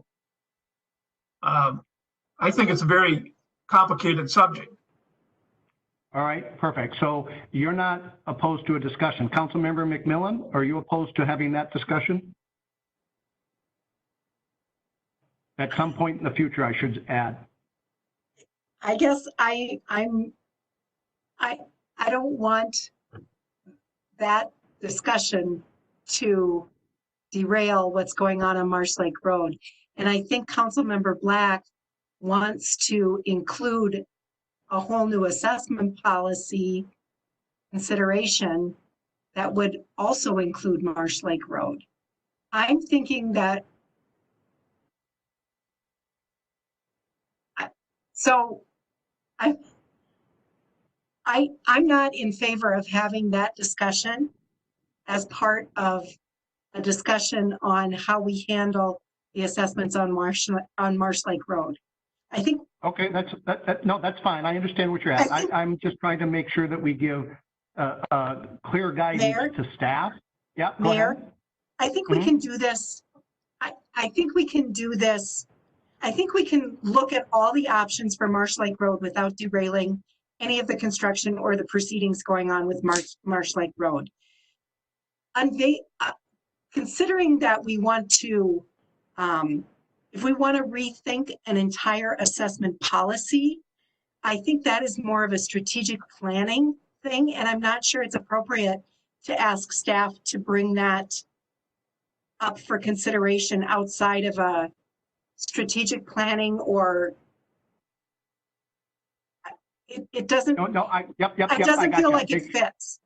You know what? Mayor, it doesn't feel like it. Yep, I think you were spot on. That was what was inside my head is what I thought Councilmember Black wanted to do. And I agree we need to decouple Marsh Lake Road and any assessment there from any sort of a strategic discussion about assessments and whether we change that policy or not. And that policy's been around, I think it was from 2003. So let me re-ask the question then to make it crystal clear so that we can give clear guidance to staff. Do we have a consensus of the council that we take the subject up of maybe potentially changing the assessment policy as part of a strategic planning session, but we do not take it up in terms of in any way, shape, or form where it's connected to Marsh Lake Road and what we're discussing as the assessments of Marsh Lake Road?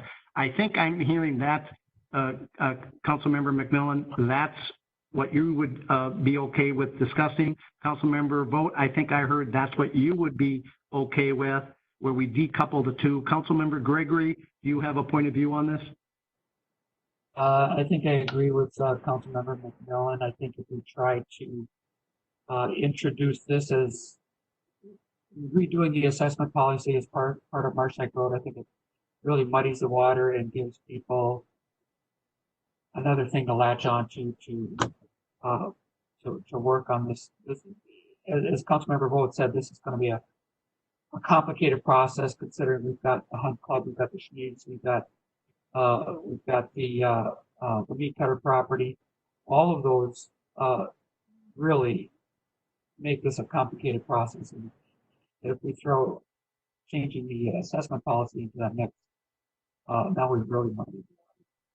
Okay, so Dana, I just heard a consensus. I agree with three of the other council members here that this is a strategic planning issue that should come up in a strategic planning exercise, and that we're not going to bring that up in conjunction with Marsh Lake Road. So Judy, your council members will push that towards a strategic planning session. We're not going to bring that up in connection with Marsh Lake Road. So I think Dana, that's the guidance you needed? Yes, Mayor. Okay, then Dana's saying yes. With that, council, we still have a couple of resolutions we need to approve and a authorized EAT for the geotechnical. I'll either accept the motion, or let's start with the motion, the resolution ordering the improvement, and then we can get into discussions. With that, council, can I have a motion to approve the first resolution? Councilmember Vogt makes a resolution or makes a motion to order the improvement of Marsh Lake Road with all the specifications stated by the city engineer. Thank you. Can I get a second, please? Councilmember Black seconds. Thank you. Council, any discussion on this resolution? Okay, hearing none, a roll call vote. Councilmember Vogt? Aye. Thank you. Councilmember McMillan? Aye. Thank you. Councilmember Black? Aye. Thank you. Councilmember Gregory? Aye. Mayor votes aye. The resolution ordering the improvement passes unanimously. With that, council, can I get a second resolution for awarding the contract to complete Marsh Lake Road? Councilmember Gregory makes a motion to award the contract to Schaefer Contracting Company in the amount of $1,268,832.78. Thank you. Can I get a second, please? McMillan seconds. Thank you. Roll call vote. Council member vote. Aye. Hang on just a second. Yes, Cindy? Can we get verification from Kara that she wants that Schaefer because it's going to be determined if the engineer accepts that bid? Yeah. Let's just say, yeah, award the contract. Yeah, if the motion could be to approve the resolution that's in the packet, that would be great. Okay, so I can get to it. here we go. Thank you. Councilmember Gregory, would you be willing to remove your motion and restate it? No, you're not looking for an amount. You're just looking for the contractor name. Okay, make a motion to award the contractor to Schaefer. Hang on a second. Read the title on this page. Which one? This one? Yep. Okay. They need the resolution accepting bids and awarding a contract for the Marsh Lake Road improvements. Correct? Okay. That's what you need? Correct. Sorry. I will make a motion, a resolution accepting the bids and award a contract for the Marsh Lake Road improvements. Thank you. Thank you for allowing me to stick those words into your mouth. Can I get a second, please? McMillan seconds. Thank you. Roll call vote. Councilmember vote, please. Aye. Thank you. Councilmember McMillan. Aye. Thank you. Councilmember Black. Aye. Thank you. Councilmember Gregory. Aye. Thank you. And Mayor votes aye. The resolution passes unanimously. Okay, so before we go to the next one, what is the next one that we need to say? Authorize. Got it. All right. Council, thank you. Sorry, we're passing papers back and forth here. Council, can I get a motion, please? McMillan makes a motion to authorize AET Inc. to complete geotechnical testing services. Thank you. Can I get a second, please? Councilmember Vogt seconds the motion. Thank you. Roll call vote. Councilmember Vogt. Aye. Thank you. Councilmember McMillan. Aye. Thank you. Councilmember Black. Aye. Thank you. Councilmember Gregory. Aye. Mayor votes aye. That motion also carries unanimously. And I think, Kara, is that all that you needed from the council tonight? That's all I need on this item, Mayor. All right, thank you. So, council, thank you for your patience as we kind of work through that. I appreciate the patience. With that, we're going to move on to 6.3, approval for the city to apply for funds through the MDOT Local Partnership Program for installation of a traffic signal at the intersection of Highway 5 and the north leg of County Road 11. That's over by the Dairy Queen for the easiest way to describe it. So with that, Kara, the floor is yours. Thank you, Mayor, members in the City Council. This came up relatively quickly. So as part of the Arboretum Area Transportation Plan study, the project team is monitoring and reviewing opportunities to apply for funding for any of the improvements along the way. And right now, MnDOT is currently soliciting applications for their local partnership program. And what this project is cities and counties can apply for funds for improvements that benefit the trunk highway system. So it's a way to access MnDOT funding, outside of their normal funding process for projects. For fiscal year 2022, there's $3 million available, and the maximum award available for any individual project is $710,000. So it's not a huge pool of money. What's interesting is this particular intersection that we're talking about of Highway 5 and the north leg of County Road 11. The city applied for funding back in 2012 when the turn lanes that were constructed in 2012, that was through this program after the city completed an application. So The current estimated cost is about $416,000, and the city's share is estimated to be about $30,000. You have a spreadsheet for that in your packet. So specifically, all we're talking about here is adding a traffic signal at the intersection and completing some pedestrian crossing improvements potentially. This application process is still in the development phase. It is due June 2nd, so we're moving pretty quickly to try to pull some of the pieces together.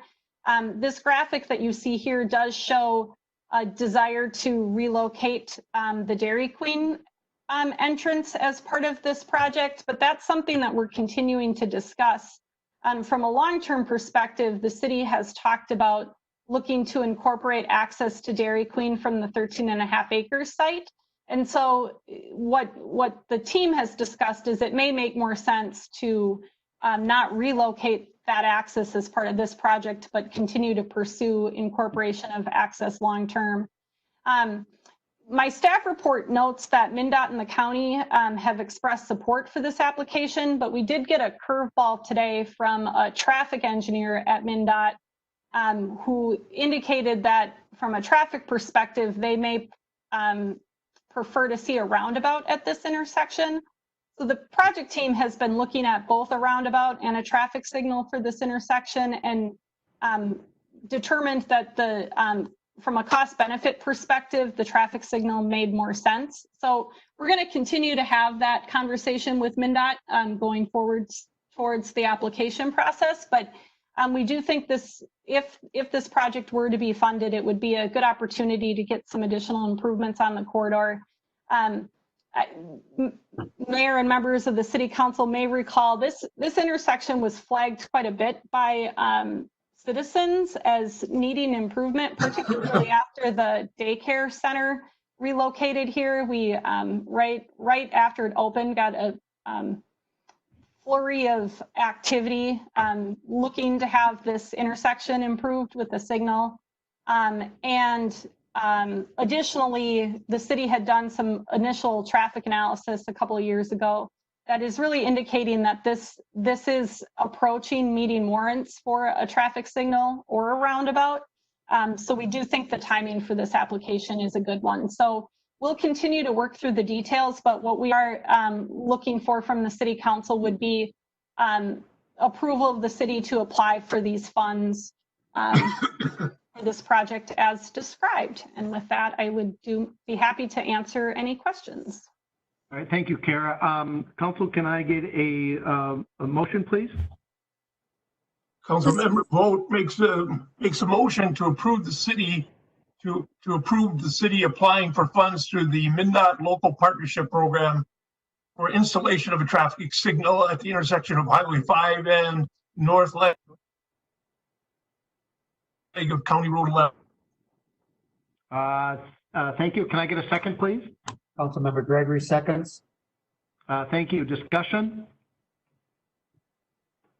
Hearing none, we're going to do a roll call vote. Councilmember Vogt? Aye. Thank you. Councilmember McMillan? Aye. Thank you. Councilmember Black? Aye. Thank you. Councilmember Gregory? Aye. Mayor votes aye.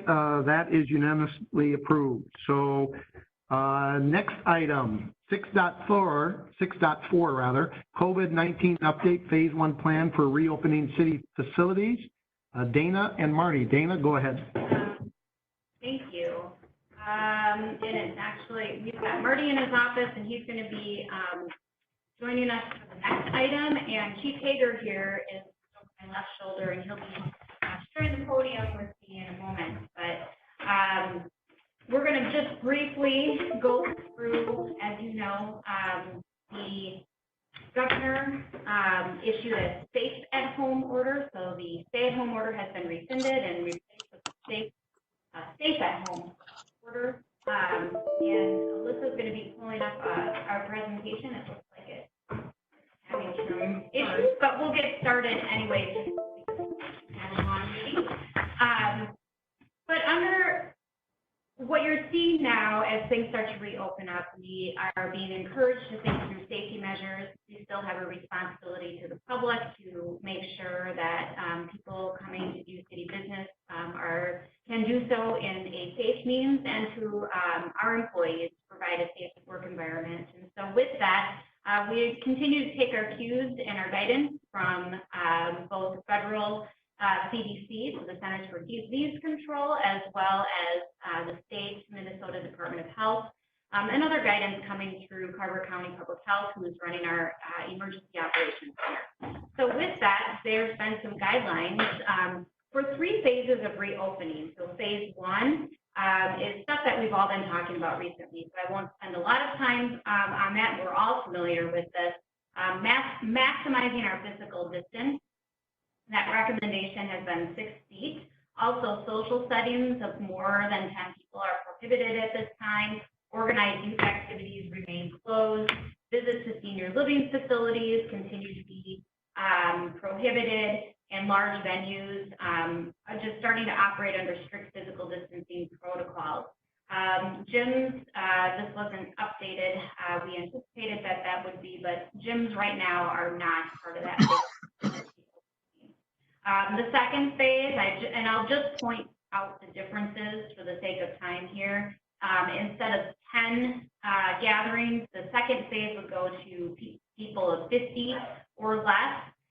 Organized youth activities start to reopen, and then large venues can operate under what's being referred to as moderate physical distancing. And as that occurs, we will, with each phase, be getting more guidance from our federal and state partners on what those specifics are and how to apply them. And then the third and final phase is kind of getting back to normal. And low-risk populations should just consider minimizing time spent in crowds. Vulnerable individuals can start to resume some public interactions. Visits to senior living facilities can resume. And then large venues can operate under limited physical distancing protocols. Where are we today? And how does this relate to the city's opening and reopening? Today, we are proposing changes and safety measures for what we're referring to as a phase 1 opening. And with that, I'm going to pass it to Chief Hager to talk through some of the specifics, and then I'll be back to talk to you some more. And Chief, I swear they didn't have your name down here, otherwise I would have said that. No problem. Good evening, Mayor, Council.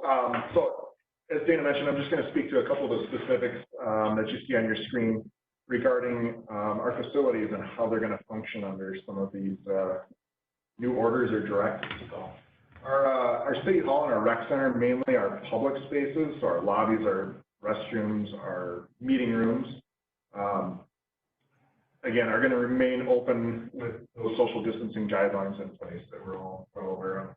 We're going to see some temporary reduction in capacity of rooms. You may notice some signs throughout City Hall, specifically to the council chambers and the conference rooms, that reduces the capacity. And the goal of that is to obviously promote that social distancing aspect. So we've done some rearranging in our City Hall lobby to space out some of the furniture. So if we have people in, they're not sitting next to each other while waiting for services. We've provided ample hand sanitizer throughout the facilities. We've got disposable masks available to the public. So if a member of the public comes in to do some sort of transaction or business with the city, and we aren't able to, with city staff, and we aren't able to maintain the social distancing guidelines, we've got some disposable masks for the public, and we also have those masks for staff as well. So we can ensure that if social distancing can't be met, we can provide protection. So, and then our restrooms will remain open. So again, phase 3, as Dana described earlier, kind of gets back into that return to normal. So the lobby looks similar to what it was before all this happened. We'll begin using those rooms at full capacity again, and like it's kind of returning to normal. So jump to the next one, please.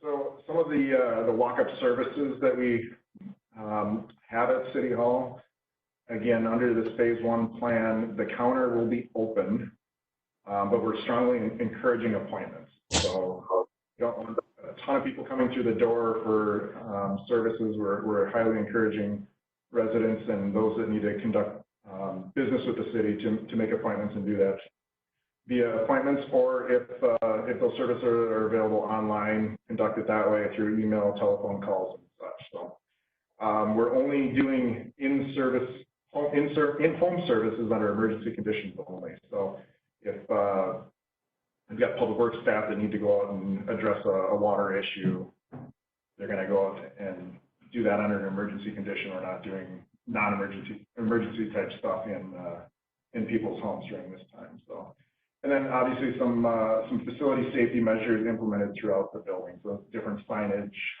and educational type markers throughout the facility. So again, that phase 2 is going to really look similar to phase 1. We're still going to push people to operate remote if possible and utilize those services online or through email or through phone.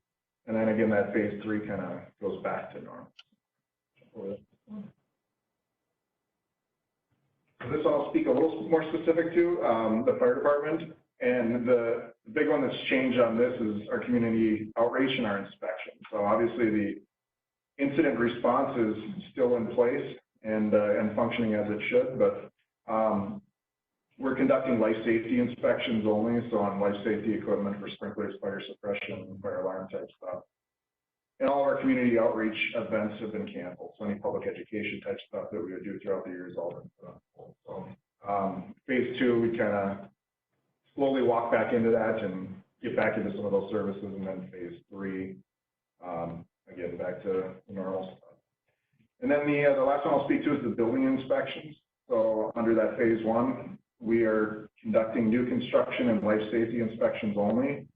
Under phase 2, our building department staff is looking at video inspections and the opportunity to do some inspections remotely through video conferencing.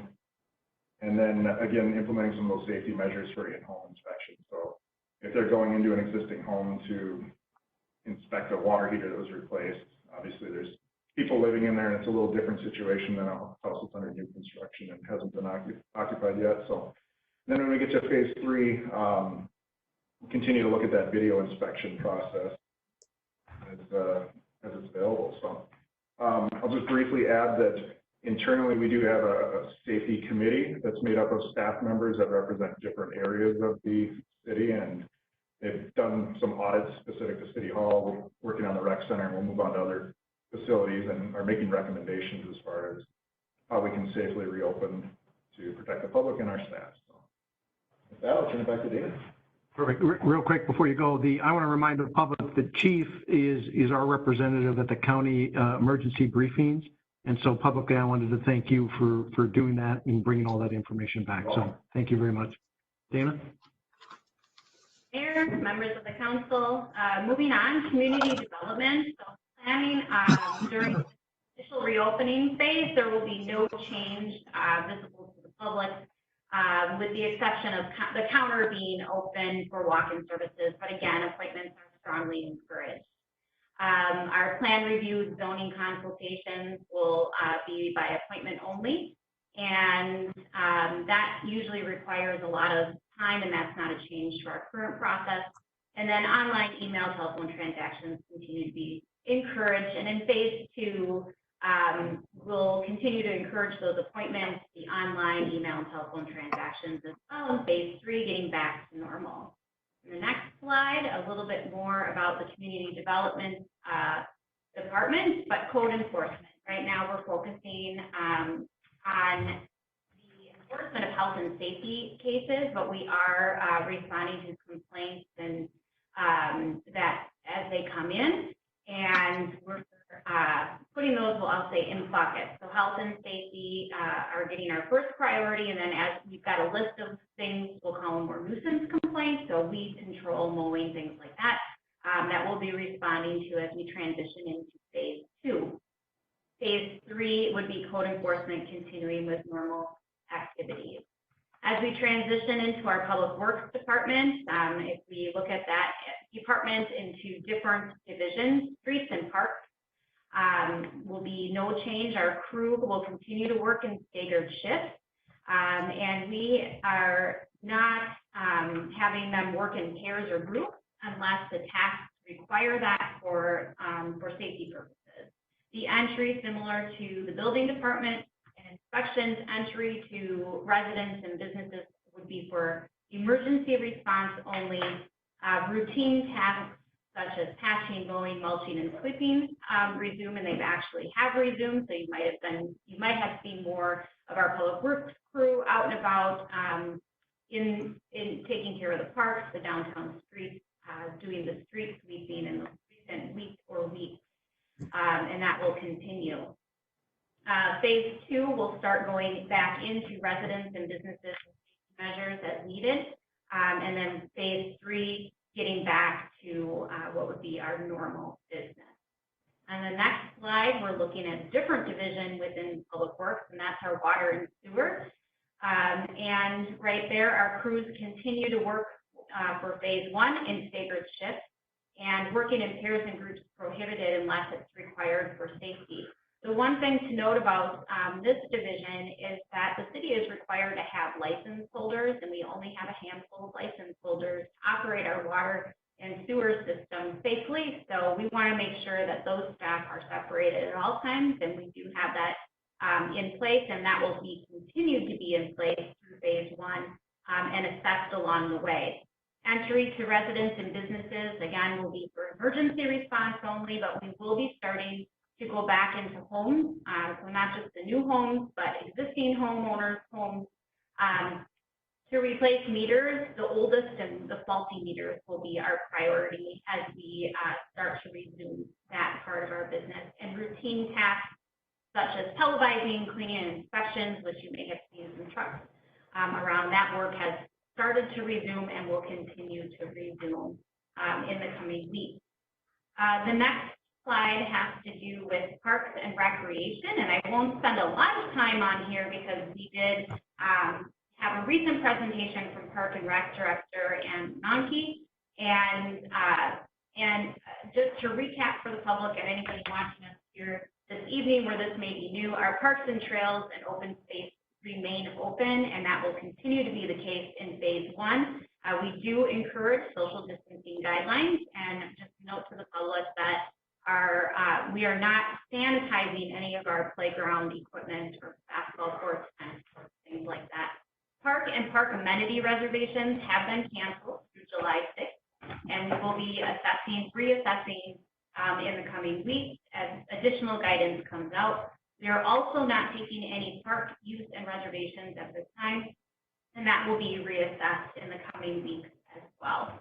Our tennis and basketball courts, athletic fields are open, but we're encouraging people to utilize those amenities with social distancing guidelines in place. And then moving on to some of the phase 2, we would resume those reservations for the park amenities and athletic fields, and the restrooms would reopen at that time. Phase 3 is a resuming of normal operations. Our programming, again, I won't spend a lot of time on this. Youth and adult programs have been canceled through July 6th, and we will revisit that in the coming weeks and bring information back to council. The Recreation Center on the next slide. We just want to note that at this time, Recreation Center did not make the list for reopening on June 1st, so we will continue to monitor that situation. We have furloughed our part-time staff, and we are, as Chief Hager mentioned, we are in the process of evaluating that facility and making sure that we have proper safety measures implemented for the reopening of that building. If you've not had a chance to experience our virtual exercise classes, our programming folks over at the Recreation Center have done an excellent job, as well as our instructors, and I would encourage people to check out exercise classes if you have not yet done that. Phase 2, we would begin to return our furloughed staff based on programming and needs. So as an assessment is what's opening up and what type of program programs would be there in the size, then we would bring in the appropriate staff to help us. And then we have delayed the onboarding of seasonal staff for programming based on the needs. So this time being the at this time where we would in the spring and summer where we'd be bringing on or onboarding a larger number of seasonal staff, we are holding off on doing that until we have further direction and guidance from the state on what reopening would look like for our park and recreation programming. And with that, just a reminder, the health and safety of our residents and employees continue to be a top priority. So we are continuing to work hard to ensure that we deliver the quality services that you all, as our residents and businesses expect. And we're always open to your feedback. So thank you, Mayor and council members. And if there's any questions, Peter and I would be happy to answer. Thank you. On behalf of council, I'd like to thank both of you and all of the staff for everything that you guys have been doing, guys and gals that have been doing to respond to this. I mean, it's unprecedented, but I think you guys are just doing a great job. So with that, let me open it up to council. Questions, comments? Comment. This councilor vote. Just one comment. Big thanks to the staff. Big thanks to the staff that they're doing what they're doing, and I think they should continue to be diligent and work at our safety. But you know, there's some reopening things that are going to go on that you're going to talk about the street opening for the businesses, but as far as what's happening with city facilities, big thank you. All right, thank you, Councilmember Vogt. Councilmember McMillan, comments, questions? Sir, thank you. Okay, Councilmember Black, comments, questions? Well, I just wanted to give a big thanks too. And I'm one of the businesses that has been closed down since March 17th. And I get to open on June 1st, and I'm pretty excited about it. I've done my COVID preparedness plan. I've put hand sanitizers everywhere. I bought air filtration systems. I've done everything I can do that will make everybody feel safe when they come to see me. And I know that downtown is going to be really happy when June 1st comes. I can tell you that. Perfect. Thank you. Councilmember Gregory? It's a difficult time for everyone, and thanks, Danny and Andrew, for all the extra work we've had to do regarding this pandemic. Okay, thanks, everybody. With that, let's move on to the last item on the agenda tonight, 6.5, reopening Victoria discussion resolution. We do have one caller. Alyssa, do we still have the caller? Is it Kim? Was Kim on? We have 0 callers. Okay. Kim Go had ahead. texted me, or she emailed, and I mixed up and I thought it was already approved. So hopefully she's listening and will come back to watching it. Okay. If she calls in, just let us know. With that, Dana, go ahead and go. Thank you, Mayor and members of the council. I just wanted to introduce Marty Dahl, our Community and Economic Development Director, who's going to be running the point, taking the lead on this conversation, and I'll jump in as needed. Well, since I introduced Marty before, should I introduce the chief for this one and let Marty go? Marty or chief? Yeah. Thank you, Mayor, members of the council. Can you hear me okay, since this is the first time I spoke tonight? Yes. Yep, we got you. Go ahead.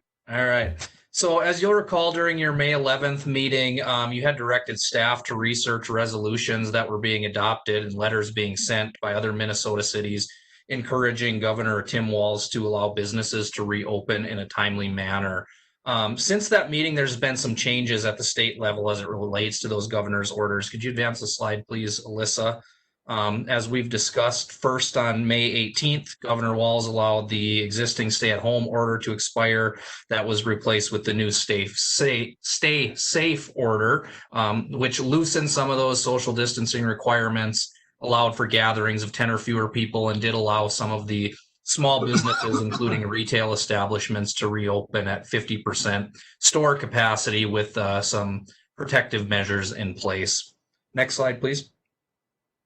Then on May 20th, the governor announced what I think everyone is excited about, that he would allow some additional openings beginning June 1st, specifically bars, restaurants, salons, and barbershops. With that order, the governor is allowing outdoor service only for bars and restaurants, capped at 50 people maximum with social distancing measures and reservations required. And then they are also allowing hair salons and barbershops operating at 25% capacity. So next slide, please. Since that announcement about a week ago, we've heard from several of our local businesses that have been asking what the city can do to help them expand their outdoor space to be able to conduct business under the updated governor's orders. So we've kind of taken a joint approach with this resolution discussion to also bring before you some additional items for your consideration that could help these businesses out and be able to expand outside. So next slide, please. So as I mentioned before you tonight, we do have a resolution for your consideration, and this resolution as written does a couple of things. First, as was discussed at your previous meeting, it encourages the governor to allow for the continued expansion of business openings in a timely and safe manner. It also designates a new citywide special event that we have coined Eat Street 2020 that would take place from June 1st to October 1st, or as concurrent with any amended governor's orders, or as could be extended by the city depending on where we are at in October. And essentially what that special event would do is it would delegate authority to staff to be able to provide some flexibility to relax some of the city's zoning and other regulations that would support the reopening of some of the Victoria businesses. So next slide, please. Logistically, how we would do this, staff is finalizing a new permit application that we will have ready by tomorrow morning that would allow for the temporary expansion of outdoor commercial space. Pending the council's approval of this resolution, staff would intend that that permit would be at no fee to local businesses. It would be valid for retail stores, service establishments, and restaurants, both with and without liquor. And it would allow for the use of private parking lots, public sidewalk areas, and designated public parking spaces for businesses to be able to expand their outdoor seating and retail capacity. As part of this permit, staff would intend that there'd be a few minimal requirements. We'd ask for a high-level site plan that shows the location of the outdoor seating or retail use. We'd also require that any drive aisles and fire lanes be unobstructed, that if anything expanded out into the sidewalks, that there was still a pathway on the sidewalks that would maintain and allow ADA compliant pedestrian access, that any seating or outdoor space that is along a roadway in a parking lot be separated from vehicle traffic by some sort of barrier, that any outdoor music be over by 10 p.m., and that any on-sale liquor license holders would need to amend their insurance to include any of that temporarily added outdoor space. So, Mayor, members of the council, before I turn it back over to you for your questions and discussions, I just wanted to conclude by stating this is very uncharted territory for cities and for businesses. I anticipate as we work through this, we'll probably have some hiccups that we will need to address as we go on. And we will continue to be in close contact with our business community, which we have been over the past several weeks. We actually have a couple of conference call sessions scheduled, for one for this week, one for next week, with some of those businesses to talk about additional ideas, questions, concerns, potential amendments to what the city is allowing, to be able to try and do what we can from a staff level to help these businesses in their reopening efforts. And with that, I will turn it over for questions or discussions. Thanks, Marty. Real quick, I read through this. I found just a minor typo on the 6th line. I'll give that to Dana. But on the back, on page 2, on the second, be it further resolved, I'd like the council to consider, I don't have any problem with the language, but on the second line where it goes basically mid-sentence, June 1, 2020 through October 1, 2020, or concurrent with existing governor orders. I wonder if we shouldn't add in it and change it to say, or concurrent with existing governors or city council orders. I really just don't want to exclude us. We could always add it in and bring it back.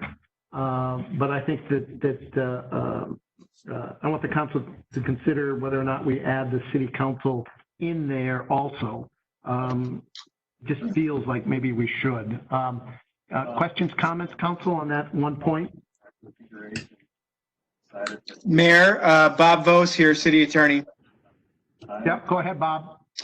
So it's a good point you're making. It's a point that's being made by a number of municipality cities that are considering this kind of resolution. And I guess having been involved in drafting it, I think that probably makes sense. The idea of the resolution, of course, wasn't to circumvent the city council. It was to make it easier to allow your businesses to reopen. Certainly to the extent the council thinks the time has come and gone, it makes sense for the council to be involved. So as one of the folks that helped draft that, that idea, it makes sense. All right, thank you, Bob. I guess even if we don't include that or make that modification, the council could always bring it up anyways, right? I just think it's cleaner if we put it in there to begin with. So let me just see if very quickly with the council, any objections if we add in what we just discussed? Councilmember Vogt, any objections to adding that in? I personally could live with it as it is. Okay, so I'll take that as a no. Councilmember McMillan? No problem with that. I'm sorry, you broke up. I'm sorry. I have no problem adding it in or leaving it out. I think, just for expeditious purposes, maybe we just leave it out. But if we can quickly without slowing anything down, are you not hearing me? Okay, I think I heard it can go, you don't care either way, but you're breaking up really bad. So Councilmember Black, any opinion? I just wanted to understand what would be the purpose of adding the city council? Just to include us, like we're saying. Making it, yeah, exactly. To make it explicit that we can, if we want to change something, we can. We can always bring it up. And so if the council doesn't want to put it in, I'm not going to fall on my sword on this. So I'm just trying to see what do you care one way or the other? No, I don't care. You can go ahead and put it on. Okay. As long as it can go out tomorrow. Yeah, well, I don't want to delay it. Councilmember Gregory, any thoughts on that? No objections. All right, so I think we've got 3 that say that's fine. Bob, you say it's not a bad idea and other cities are doing that. Why don't we add it in there? And I'm assuming this is not going to delay this at all. We can quickly turn that around. Okay. It shouldn't from the staff perspective. Okay, so as long as it doesn't delay this, let's go ahead and get that out there. With that, let me open it up to further discussion. Council, let me start with Councilmember Vogt. Any thoughts, comments related to this? I think the way it's written is very, very good. Gives the city manager flexibility to move quickly. So we would trust her judgment and get this done. So that's what I'm interested in, getting it done. And I don't want the city council to get in her way.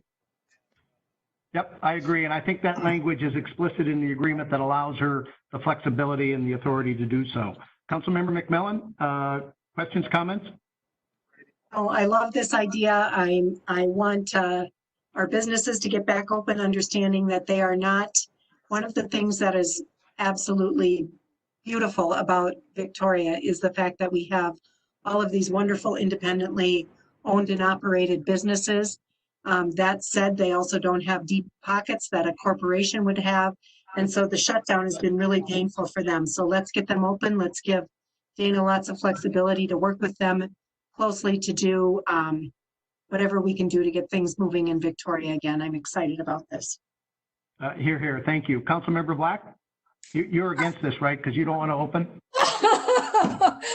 I'm so excited. My clients are so excited. And I can tell you that everybody that I've talked with is excited. You know, when they started doing curbside service for the restaurants, I mean, every time they posted something, I shared it on my page, and I tried to keep everybody uplifted and make sure that everybody knew that, you know, we were here. And I got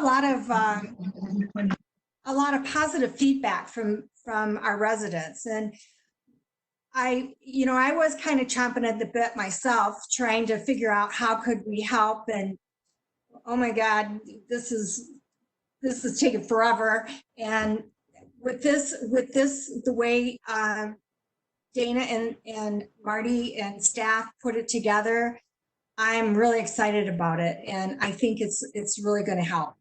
So, yay. Perfect. Perfect. Thank you. Councilmember Gregory, questions or comments? I think this is a great idea. I think I like the idea that it's got limited details and allows staff to work with our businesses to put together the best possible outcome for this. I think this could be really huge. It could be a regional draw for this. This could be kind of neat. Yeah. Yeah, I'm excited. Yep, here. I agree with all the comments I've heard. I want to get this going as quick as we can. So, Council, can I get a motion, please? Councilmember McMillan makes a motion that we approve resolution 2020- appropriate number, supporting the timely and safe reopening of Victoria businesses and granting regulatory flexibility to local businesses.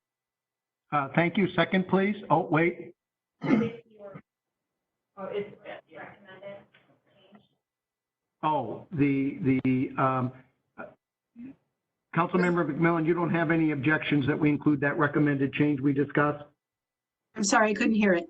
Oh, yes, correct. I have no objection to that. So with the noted addition. All right, perfect. That's what you needed, Cindy. All right, now may I have a second? This is Councilmember Black. I second wholeheartedly. Thank you. Thank you. Roll call vote. Councilmember Vogt. Aye. Thank you. Councilmember McMillan. Aye. Thank you. Councilmember Black. Aye. Thank you. Councilmember Gregory. Aye. Thank you. Mayor votes aye. The resolution, with the one minor amendment, passes unanimously. With that, we'll move on to roundtable. Council members, is there any topic? And remember, the roundtable is if there's anything that we would like to direct staff to look into or research for us, this is the opportunity in the roundtable. With that, council members, is there anything that anybody wants to bring up? Going once, twice, sold. We'll move to reports. Bob? Mayor, council, I have nothing to report. Thank you. Thank you. Dana? Nothing from staff, Mayor. Okay. Council member Vogt, any report? No report. Thank you. Council member McMillan? Nothing from me, sir. Thank you. Council member Black? I think I already did mine. Okay. Council member Gregory? No report. Just one real quick item that I think people may find interesting.